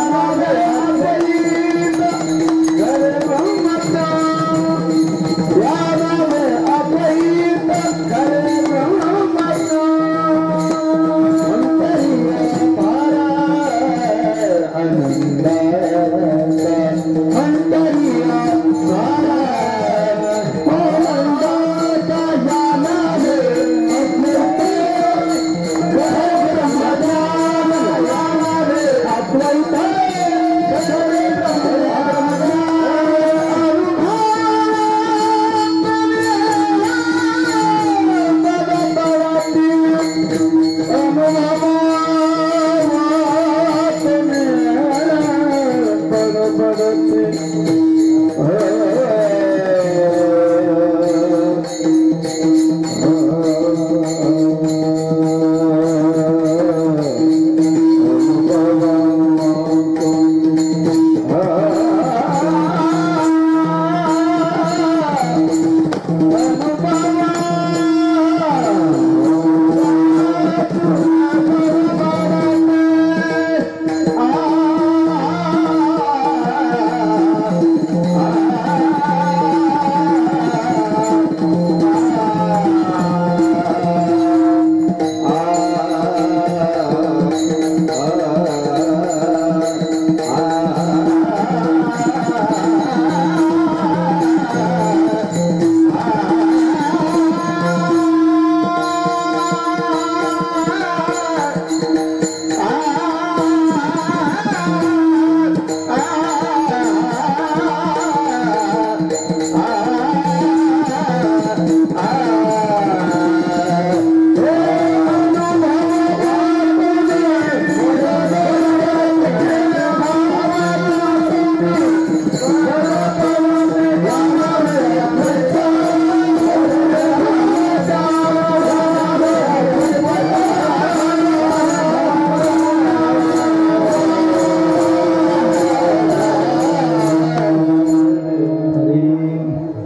तुका म्हणे नये जाणीव अंतरा, अंतरिया धारा आनंदाचा.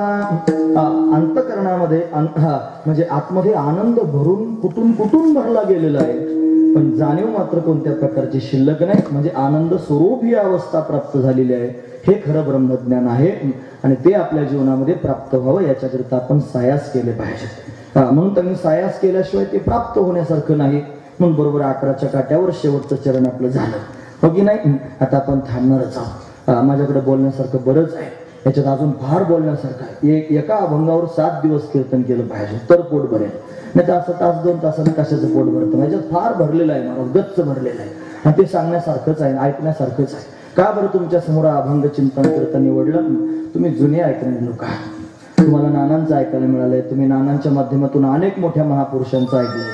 मग तुमच्या समोर काय मी चाटकुले चुटकुले सांगू? म्हणून त्यांनी म्हणत काहीतरी तुम्हाला ऐकण्यासारखं सांगावं, तुम्हाला समाधान वाटेल, माझा श्यामसुंदर प्रसन्न होईल अशा पद्धतीने काहीतरी बोललं पाहिजे म्हणून या उद्देशानं हे बोलायचा प्रयत्न देईन. त्याला फार ब्रह्मज्ञान सांगण्याची माझी योग्यता नाही.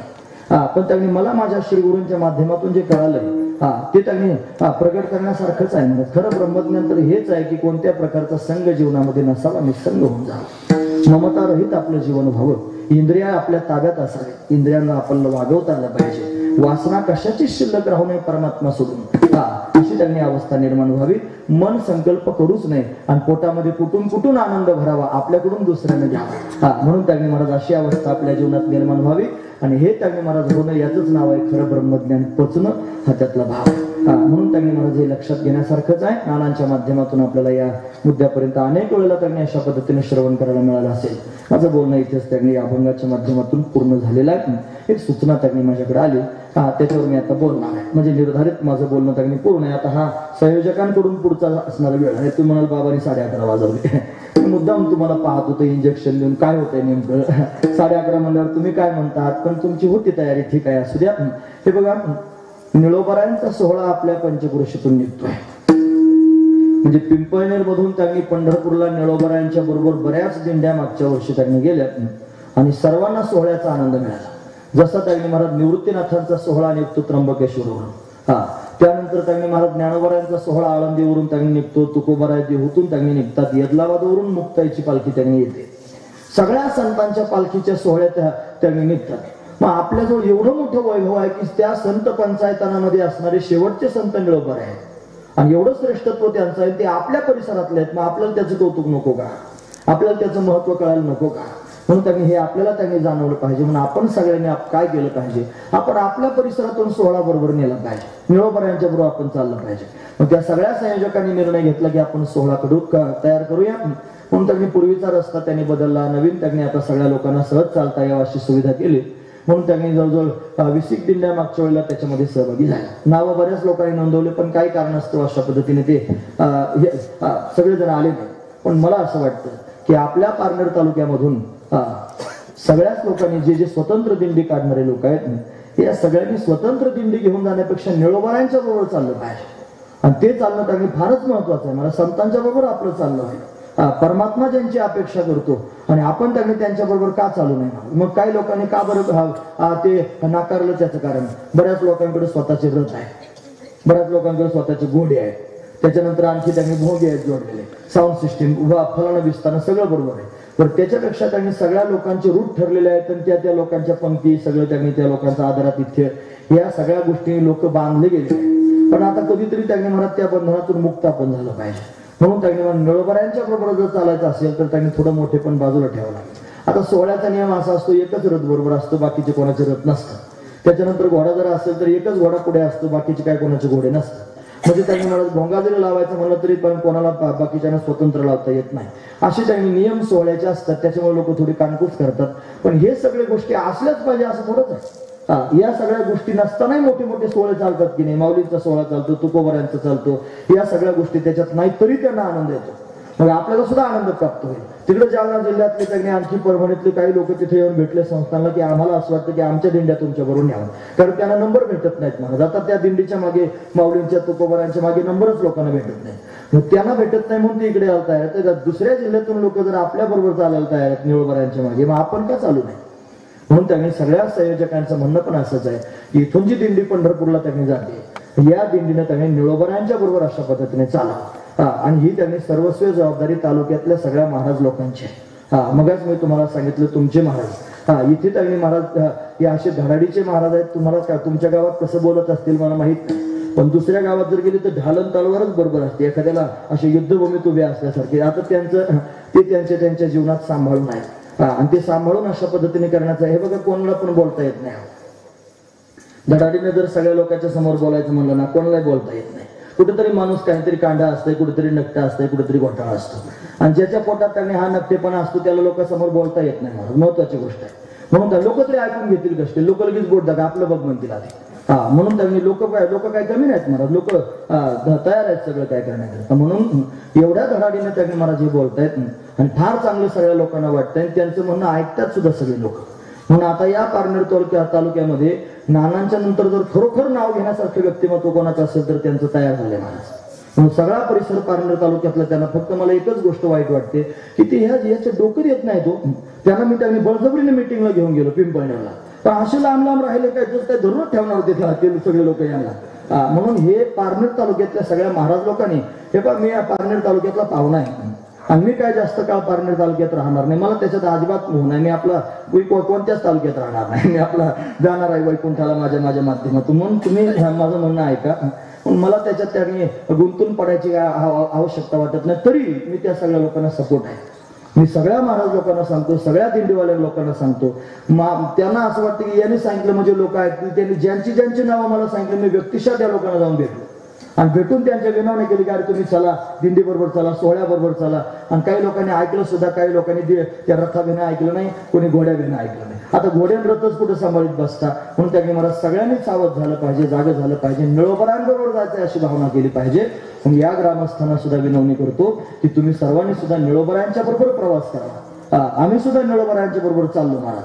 माझा मेंदू खराब झालेला आहे, डॉक्टरने सांगितलं जास्त झटे खात जाऊ नको. म्हणून त्यांनी मला तरी मी चाललो दिंडीत, हे साक्षीदार आहे. म्हणून त्यांनी मला आता जरी मला त्रास होतो तरी पण मी त्या दिंडीत चालणारच आहे. मला दुसऱ्या कोणाच्या दिंडीत आता जाणार नाही. आमची दिंडी गडावरून निघते पण तिथे हजेरी लावून मी इथे त्यांनी मला दिंडीमध्ये चालेल. मी पक्क ठरवलेल्या मनामध्ये. म्हणून आपण सगळ्यांनी सुद्धा खूनगाठ बांधावी की आपल्याला जर वारी करायची तर निळोबरायांच्या बरोबर आपण वारी करावी. म्हणून इथंच त्यांनी सांगणार आहे असं नाही. बरं झालं तुम्ही मला आठवण करून दिली. आता परिसरात जिथं कुठे जाईल तिथं सगळ्या ठिकाणी हा निरोप मी सांगेन. फक्त तुम्ही मात्र सावध राहायला पाहिजे. तुम्ही जर माघार घेता तर मग कशी काय बोला लोक एकत्र होते. म्हणून तुम्ही त्यांनी पुढारी झालं पाहिजे आणि एकत्र सगळ्या लोकांना केलं पाहिजे आणि एकत्र करून त्यांनी मला सगळ्या लोकांच्या बरोबर तुम्ही चाललं पाहिजे. म्हणून त्यांनी माझी तुम्हाला पण सर्वांच्या समोर अशा पद्धतीची विनंती आहे. आता मी तर जाईन निघून, हे लोक म्हणजे आला काना मागून आणि तिकट झाला लगेच लोकांना आमचं धमको सांगून गेला शहाणपणामध्ये छाप करून. हे बघा मी जाणारच आहे इथून. तर तुम्ही तर राहणार आहे, तुमचं गाव आहे, सगळे लोक तुमच्या प्रेमाचे आहेत, तुमच्या ऐकिवातले आहेत. म्हणून तुम्ही सगळ्या लोकांना तयार करा आणि तयार करून निळोबरांच्या बरोबर वारी करता जा. माझी सूचना संपली. बस झालं का ते एवढं? ठीक आहे माझं. असं त्यांची सूचना पण त्यांनी मला सांगून झाली. बोलण्यासारखं माझ्याकडे बरंच आहे. सगळ्या लोकांनी फक्त एवढंच लक्षात घ्या की पोटात संग त्यांनी कोणाचा ठेवू नका, काही ममत्व ठेवू नका, निश्चळ होऊन जा. इंद्रियांना आवरण्याचा प्रयत्न करा, वासना घालवण्याचा प्रयत्न करा. मनाचे संकल्प विकल्प चालूच असतात पण त्या मनाला भगवंताचा छंद लावून त्याला एका जागेवर स्थिर करून ठेवा. एवढा आनंद पोटात होईल, तो पोटात साठवला जाईल. मग सगळी जाणीव संपून जाईल आणि आंतर्याथारा आनंदाचा एवढं शिल्लक राहील. मग खऱ्या अर्थाने आपण सगळे ब्रह्मज्ञानी होऊ. हा त्यातला भाव आहे. कोण कोण झाले असे ब्रह्मज्ञानी सांगू का तुमच्या सगळ्यांच्या समोर? ज्ञानेश्वर